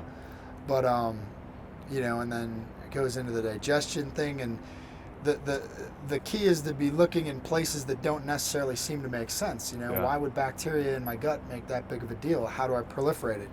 I mean, if I were to look at a guy and say, look, man, here's what I see, as being steps you can take with no medical intervention that I feel safe recommending intermittent fasting. Mm-hmm. Bro, whether it's adaptive sports or adaptive day trading, find something that engages your brain. Yeah. And, I fell into archery because it was the only thing I could do that didn't hurt. Oh, by the way, visual therapy, vestibular therapy, I've got into, kind of mindfulness for performance, and found a crossover to a whole bunch of other, of these symptoms, and just being able to identify them, because there's parallels between the, archery and missing a shot and, getting fired up and finding a way to calm it back down. Mindfulness and meditation, like find a good yoga studio. Oh, yeah. Breathing practice is integral. You can try the ketogenic diet relatively safely. I mean, unless you have some pretty wild stuff going on. As I understand it, it's safe as long as you monitor your levels, 0.6 to 1.5. You get above 1.5, you start looking at diabetic ketosis, ketogenic diabetes, and move as much as you can. Find the same way in combat you would find a way. Don't fucking be that shitbag stuffing dirt in your own wound. Like, get the 8-bag out, wrap that shit up. Fucking Charlie Mike, you've never quit on your fucking friends. Don't quit on yourself. Yeah, self-aid, buddy aid, right? Yeah. You got to take care of yourself first, and you got to help yourself, or else you're not going to be able to help anybody else. Exactly, and that's what it comes down to. Get better, and then go find somebody else and tell them what you did. Because as of right now, man, not a lot of doctors are right onto it. But this stuff is all the information that I've shared in this podcast. I either made up completely nuts to bolts, conjecture on my own, or I read it open source, Facebook, Joe Rogan. Huge fan of Joe Rogan. If we can, I've got a huge list of resources that we can maybe link to the podcast. Yeah. You shoot me those, I'll include them on the description. All right. But even bringing this back even to a broader picture is like, hey, how is our military going to keep special operators right now? Like, we're running out of a population to recruit from that's even able to join the military, let alone have those abilities that you described earlier to make it through a selection process, to have the ability to make it into special operations. And so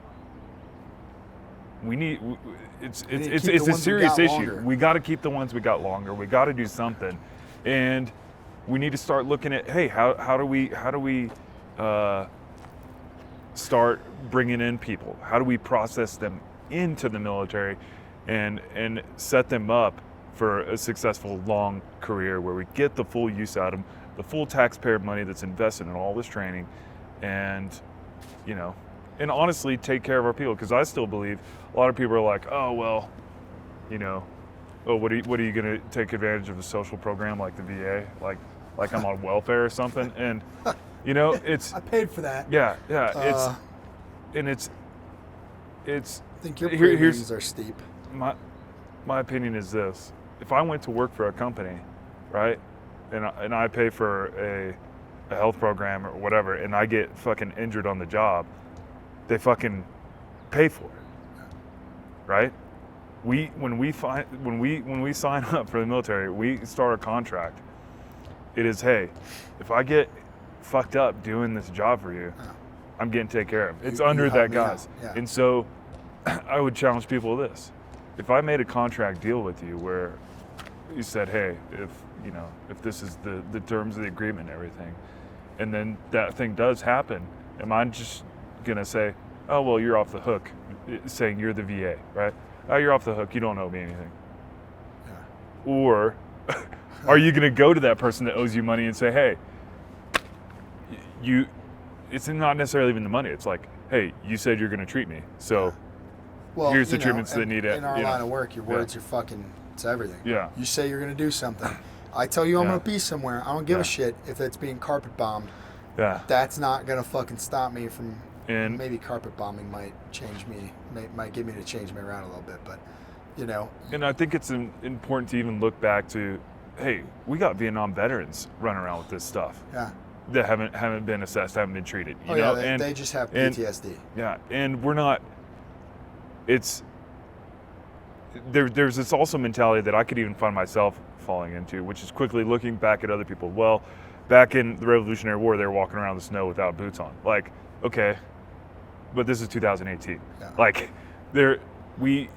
are we trying to progress? Are we trying to better ourselves? Are we trying to evolve as a force and be as lethal as possible, or are we just any argument to the contrary of if a guy gets injured in combat, he should be taken care of is a straw man argument. It's not based on any sort of reality or logic. It's well, there's also big disconnectivity in Congress. We have the least amount of veterans ever serving in Congress right now. Yeah. Ever.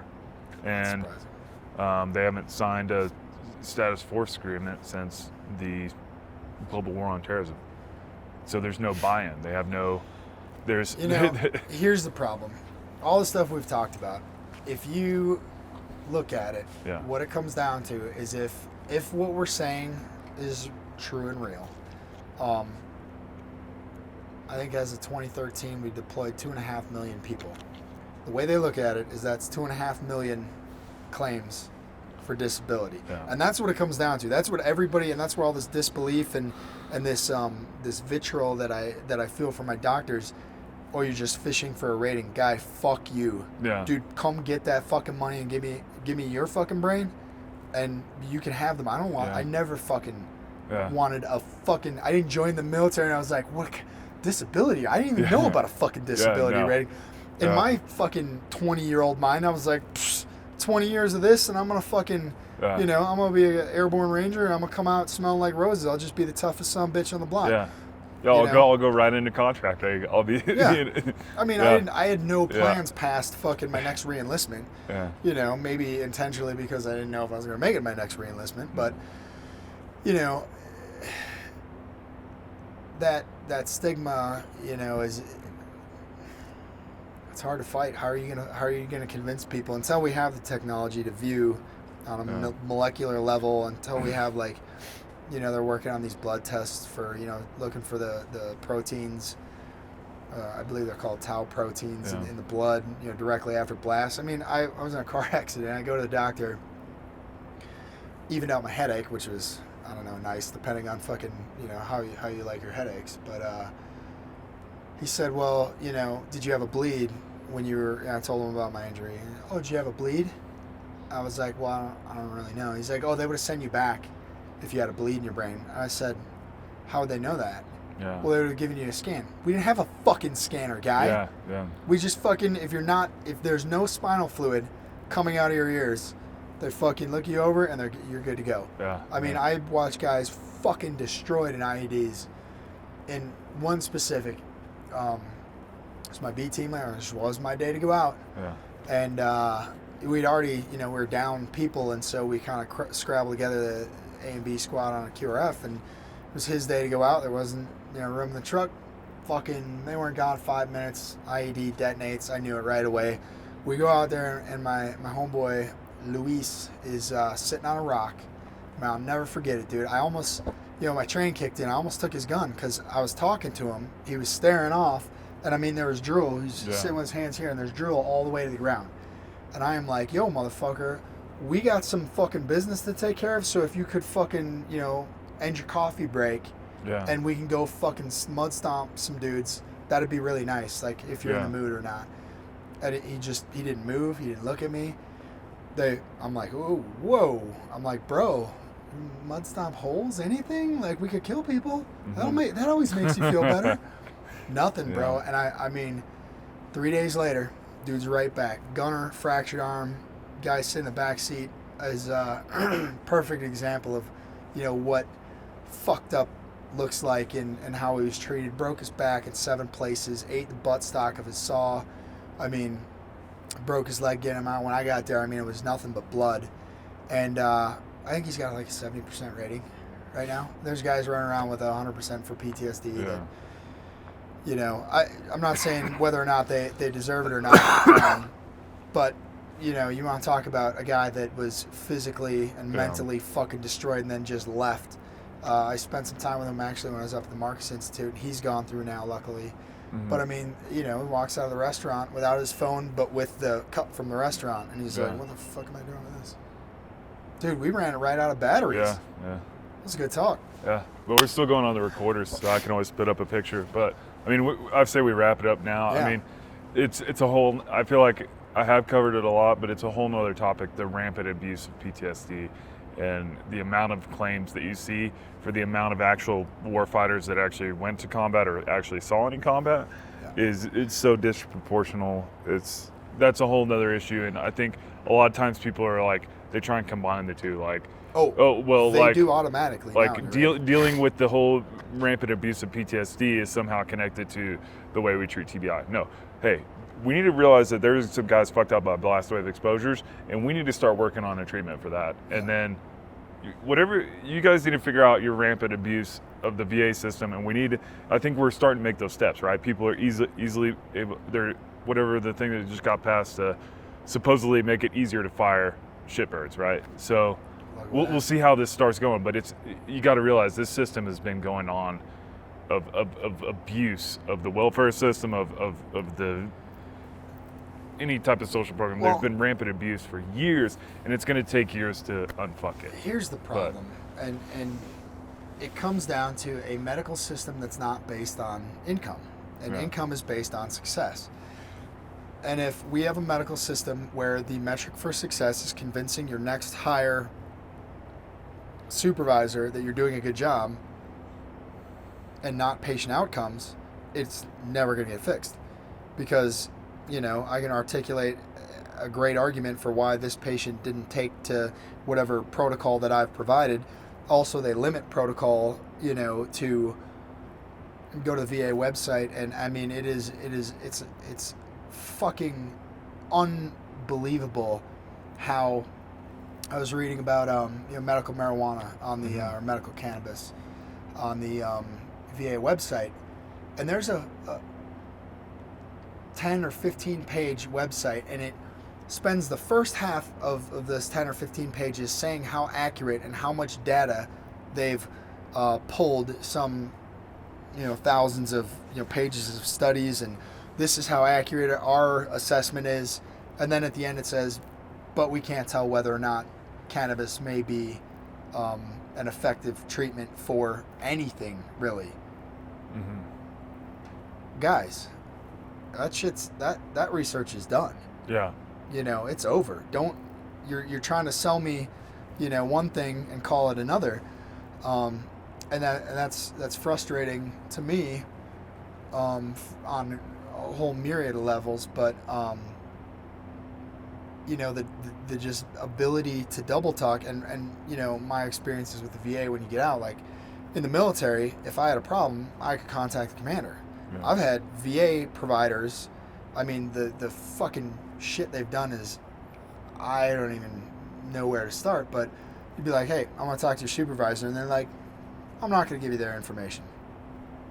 Okay, you've heard of the internet, right? I'm just going to fucking Google it. Like, I complained about one provider who saw me for all of 5 minutes, gave me the same, neuropsych testing, say the months backwards. Yeah. At that point, I couldn't do it, and she didn't believe me, said them to me backwards, erased the answers that I put, wrote down her answers.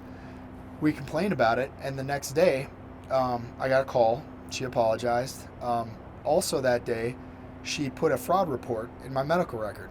So I've got, how many thousand appointments or hundreds of appointments where every doctor is concurring, And I would like to describe to the listeners the look on Danimal's face right now, and it's the exact same look I had on my face. I left that lady's appointment fuming because as I'm walking, I'm like, I'm done with this appointment. That's a quick way to get shot at the VA. You know, well, the dirtiness of it.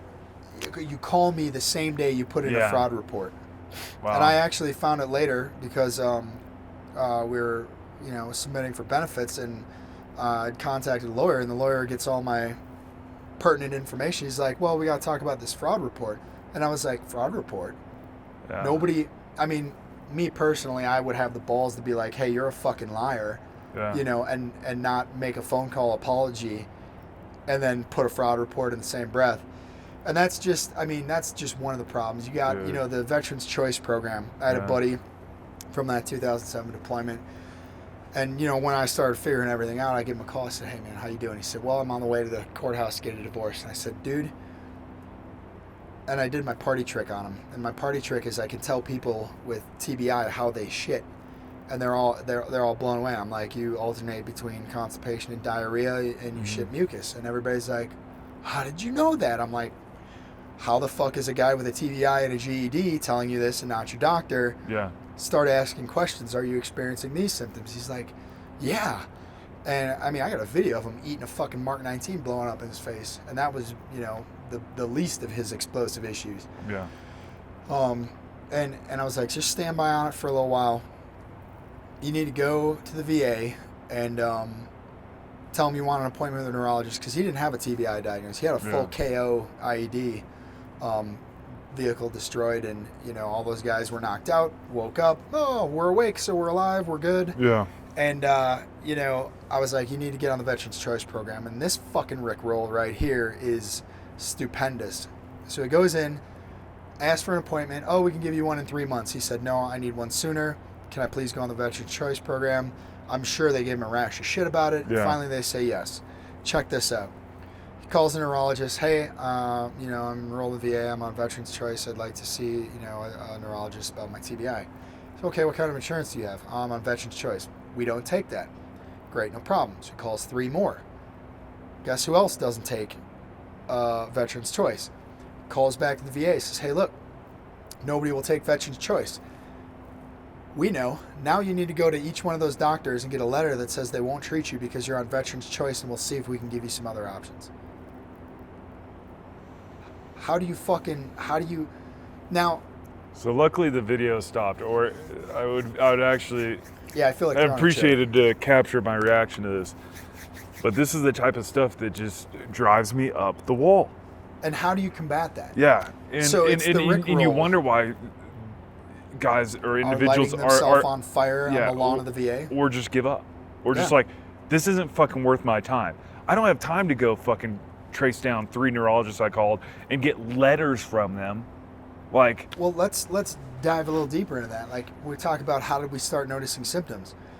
I would take 3 hours, to write an email to describe a training schedule that's already been written, and I just have to transfer the information from here to here. Without my wife organizing all my appointments, telling me, hey, you need to fucking go to this appointment. It's in this building. It's here. I mean, I've been seeing the same doctor for a year. I think the first time I've gone to his office without a GPS was, a couple weeks ago. And then the next week I got fucking lost in the way. Anyway, you know what I mean? Because I'm trying to, my sense of direction up to the, point I got injured. And how do you really quantify that as a symptom? I was amazing at now. I'd go into a building. I could walk around Macy's for 2 hours and browse and come out and be like, I'm parked right over there, and that goes away. And, that ability to manage multiple tasks, to articulate a idea or set of ideas, make appointments, be at the appointments, it fucking is destroyed completely when you experience an injury like this. And like, lying about what happened when I lost my balance in the shoot house, we find ways to compensate and blame other people. But when that ability to manage those tasks is gone, it's not about I fucking quit or I give up. It's I can't do that and fucking feed myself. That, you know, this standards of daily living. Like, can you feed yourself? Can you dress yourself? Can you? Yeah. There's no can you make appointments? Can you write an email? Can you articulate, you know, a more complex idea that we take for granted in our daily lives, and that most people just assume, okay, well, because I'm here and because I'm talking to you and because I've been able to locomote myself from my car to here and find it however I found it, And you must be okay. They also discredit the fact that you've had 1,000 appointments about the same topic. Yeah. So it's something that your brain has processed over and over again, and you've talked about it over and over again. This isn't finding abstract thought during a conversation with somebody and like thinking about other things. Yeah. It's like you're regurgitating the same information over and over every appointment because they don't care to look at the prior, you know, all that stuff. And so they look at you and they're like, well, you seem fine, you know? Yeah, look fine to me. You must be looking for a rating. And it's the activities of daily living. I saw a nurse practitioner for I went to therapy, right? I was like, you know what? I'm starting to deal with a chronic pain issue, or what people get treated for, like a chronic pain issue that isn't going away, right? I'm having these fucking migraines and shit, and they're not going away with the medication, anything. I need to start to figure out how I'm going to deal with this, with life, right? I need to find a way to be okay with myself and be okay with this thing I'm living with. Yeah, and I was like, that's what I'm going to therapy for. It wasn't for this gunfight or this dead person or this or that. I was going to say, hey, how do I deal with fucking chronic pain? And I went to, so like, hey, I'll give the VA a try. Saw a nurse practitioner. It was the most unprofessional experience I've ever had of a medical provider. And she's like, so what are your symptoms and stuff? And I'm like, well, I'm Jack's complete lack of surprise. Yeah, and I start going through the stuff that I'm dealing with. I'm like, yeah, and I'm still forgetting to brush my teeth. I'm still forgetting all this stuff. And then she's like, okay, well, what are your plans? And granted, it's much worse than I'm even describing. I won't even go into the other details of how unprofessional she was. But she's like, okay, what are your plans? What do you want? She kept on asking me, like, what do you want? And I'm like, this is my first appointment. Are we not gonna like go over? You tell me. Yeah, fucking. like, are we giving a history maybe and stuff? And she's like, okay, well, what's going on? And so I started going through it. She's like, okay, well, what are your plans? I'm like, well, I'm probably gonna start taking some college courses or whatever. She starts laughing at me hysterically. Uncontrollable laughter. That wouldn't have. Uncontrollable laughter. And she says, chair kicked out from underneath through her laughter, she goes, how can you expect to go to college if you can't even remember to brush your teeth? And I got nothing, man. I don't know. Yeah, so college ain't that hard. I don't know. Go fuck yourself. I guess I can say I started looking elsewhere. I ended up going out in town and paying for my own therapy for bro, yeah. But I guess the lesson I'm trying to pass on to people is don't let a shitty situation like that, a shitty interaction with the doctor, deter you from bettering your situation. You know what? Fuck them. They're the ones that have to live with that life that they've created for themselves. For the people that they've screwed over, or their complacency, they got a job in the medical field and it's secure. They're able to live, you know, they'll be able to feel safe but when they're on their deathbed, they're going to have to look back at all of that. Well, that's that system of no accountability, and that allows them to. And that's, you know, every government agency. What ends up happening is you're advocating for that agency to spend their resources on you, and it's like there's a person who's like, I'll decide. Look, fucker, you don't decide anything. It's written down. I can read it. It says right here exactly what you should be doing and what I should be doing, and you must have thought that I wouldn't read that, you know. And so, you know, I guess when I think about like, okay, guys, you're in this state where you can't fucking write emails, you can't organize your life, you're dealing with fuckers. How do you fucking bring yourself out of that? And you gotta fucking the only thing, and it's not easy. Get into their fucking regulations. Go see your ombudsman at the VA. Mm-hmm. What are my patient rights? You know, what am I entitled to as far as care if I'm not happy with my care? Get up and walk out of the appointment. Go to the ombudsman and ask for a second opinion. Yeah. Demand. Don't take no for an answer. And they've patented the not telling you no. Yeah. I mean, so perfect example would be the Veterans Choice story I told you. Oh, we're not going to tell you no. We're just not going to tell you yes. Yeah. And then they just ride you to tracer burnout, and then you're like, well, fuck it. Not fuck me, fuck you. And I guess that, like, if that's my, culminating thing is, don't let these people fuck you over. Go the VA website, Google whatever your problem is. Chances are the VA website says exactly what you're entitled to. Yeah. And then you bring that back to them and say, look, if, this says this, and I qualify based on these past, medical conditions, or I've been exposed to a blast, your recourse is to go see your ombudsman. Write your fucking congressman. That shit about, everybody never wants to do a congressional. Motherfucker, do a congressional. Yeah. Do better than a congressional, you write a senator. Mm-hmm. And, be ready to ask for help, which, nobody likes to do. And that was the hardest bullet to bite in this whole thing, was asking for help. Hey, can you help me? Like, I'm having a problem. It's going to be hard for you to articulate the problem. Have patience with yourself. Have patience with the system. Allow it to work. If your congressman tells you to fucking kick rocks, write your senator. If your senator tells you to kick rocks, write the Wounded Warrior Project. Write DAV. Write,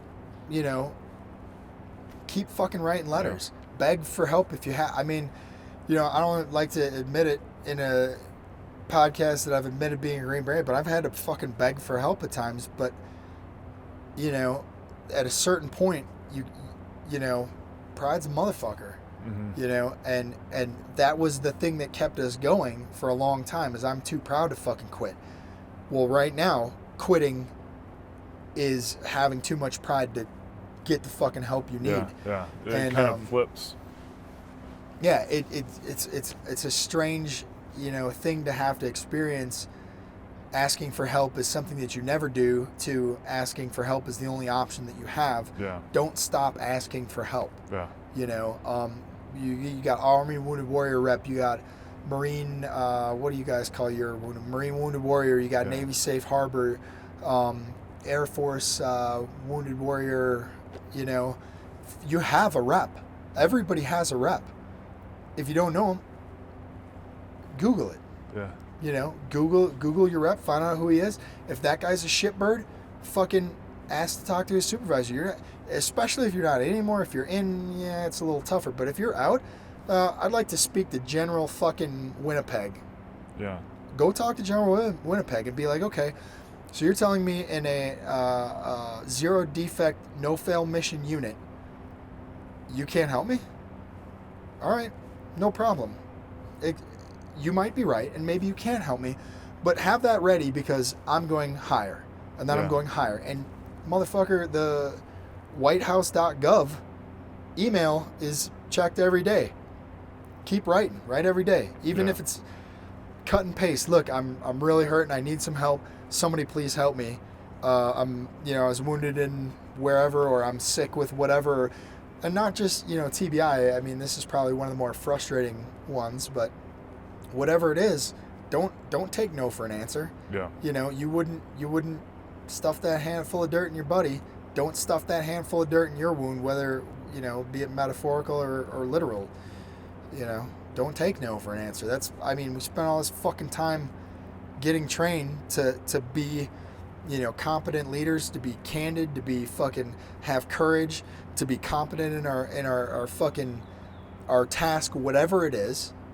It doesn't say be competent just in gunfighting. It says be a fucking competent, soldier, sailor, airman, marine, whatever. That competence, take that and go into the future with it, and find how that, system works, learn about it to the best of your ability, and fucking ask for help. Beg if you have to. Yeah. I mean, what's worse, begging for help for a little while and getting it, or living your life without the help you need, and having that life spent before it's over. Yeah. Don't spend it before it's over. Don't kick dirt on your own grave. Yeah. motherfuckers. Dude, Josh, we covered a lot of ground. Dude, that's a long. Yeah. That's like a. This is like an epic podcast. Yeah. Epic blast wave concussion. 2 hours. Blast wave exposure. I want to call it podcast. explosive stupidity. If it's not named, and I have any hand in naming it, I'm calling it explosive stupidity. Yeah. Because that's what I got. Well, dude, thanks for joining me. It's been an honor because I think this has been a long time coming, a talk between you, because we're both throwing the stuff out there. So it's nice to even sit down, and I thought I was tracking everything that you were putting out, but just sitting down and dedicating time to each other. Look, I was able to discover some things I wasn't even tracking, and so I think it just illuminates the importance of us to continue to share our experiences if you're willing. Not everybody wants to be out there throwing their their stuff out there, but I don't want to be talking about all this stuff, but you want to know what? It's an invisible injury. The only way to see it is to talk about it. Yeah. Or a $5 million fucking scanner. And I don't like to see my quality of life improving from finding these programs like Marcus Institute and these other ones, and then watching my other buddies left behind because they haven't heard of them. A lot of it's, you have to hear about it to know about it, and then sometimes you even need help applying for it because, again, the applications can be overwhelming and stuff.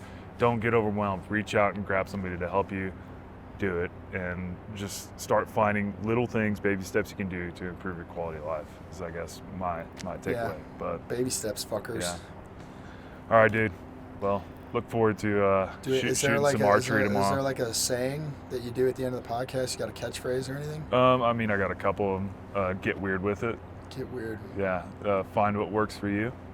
I think that's worked for me a lot. And then every man makes his own way in this life. Yeah, and it's about taking ownership of your life. It's not necessarily, hey, you do everything by yourself and ignore like a helping hand.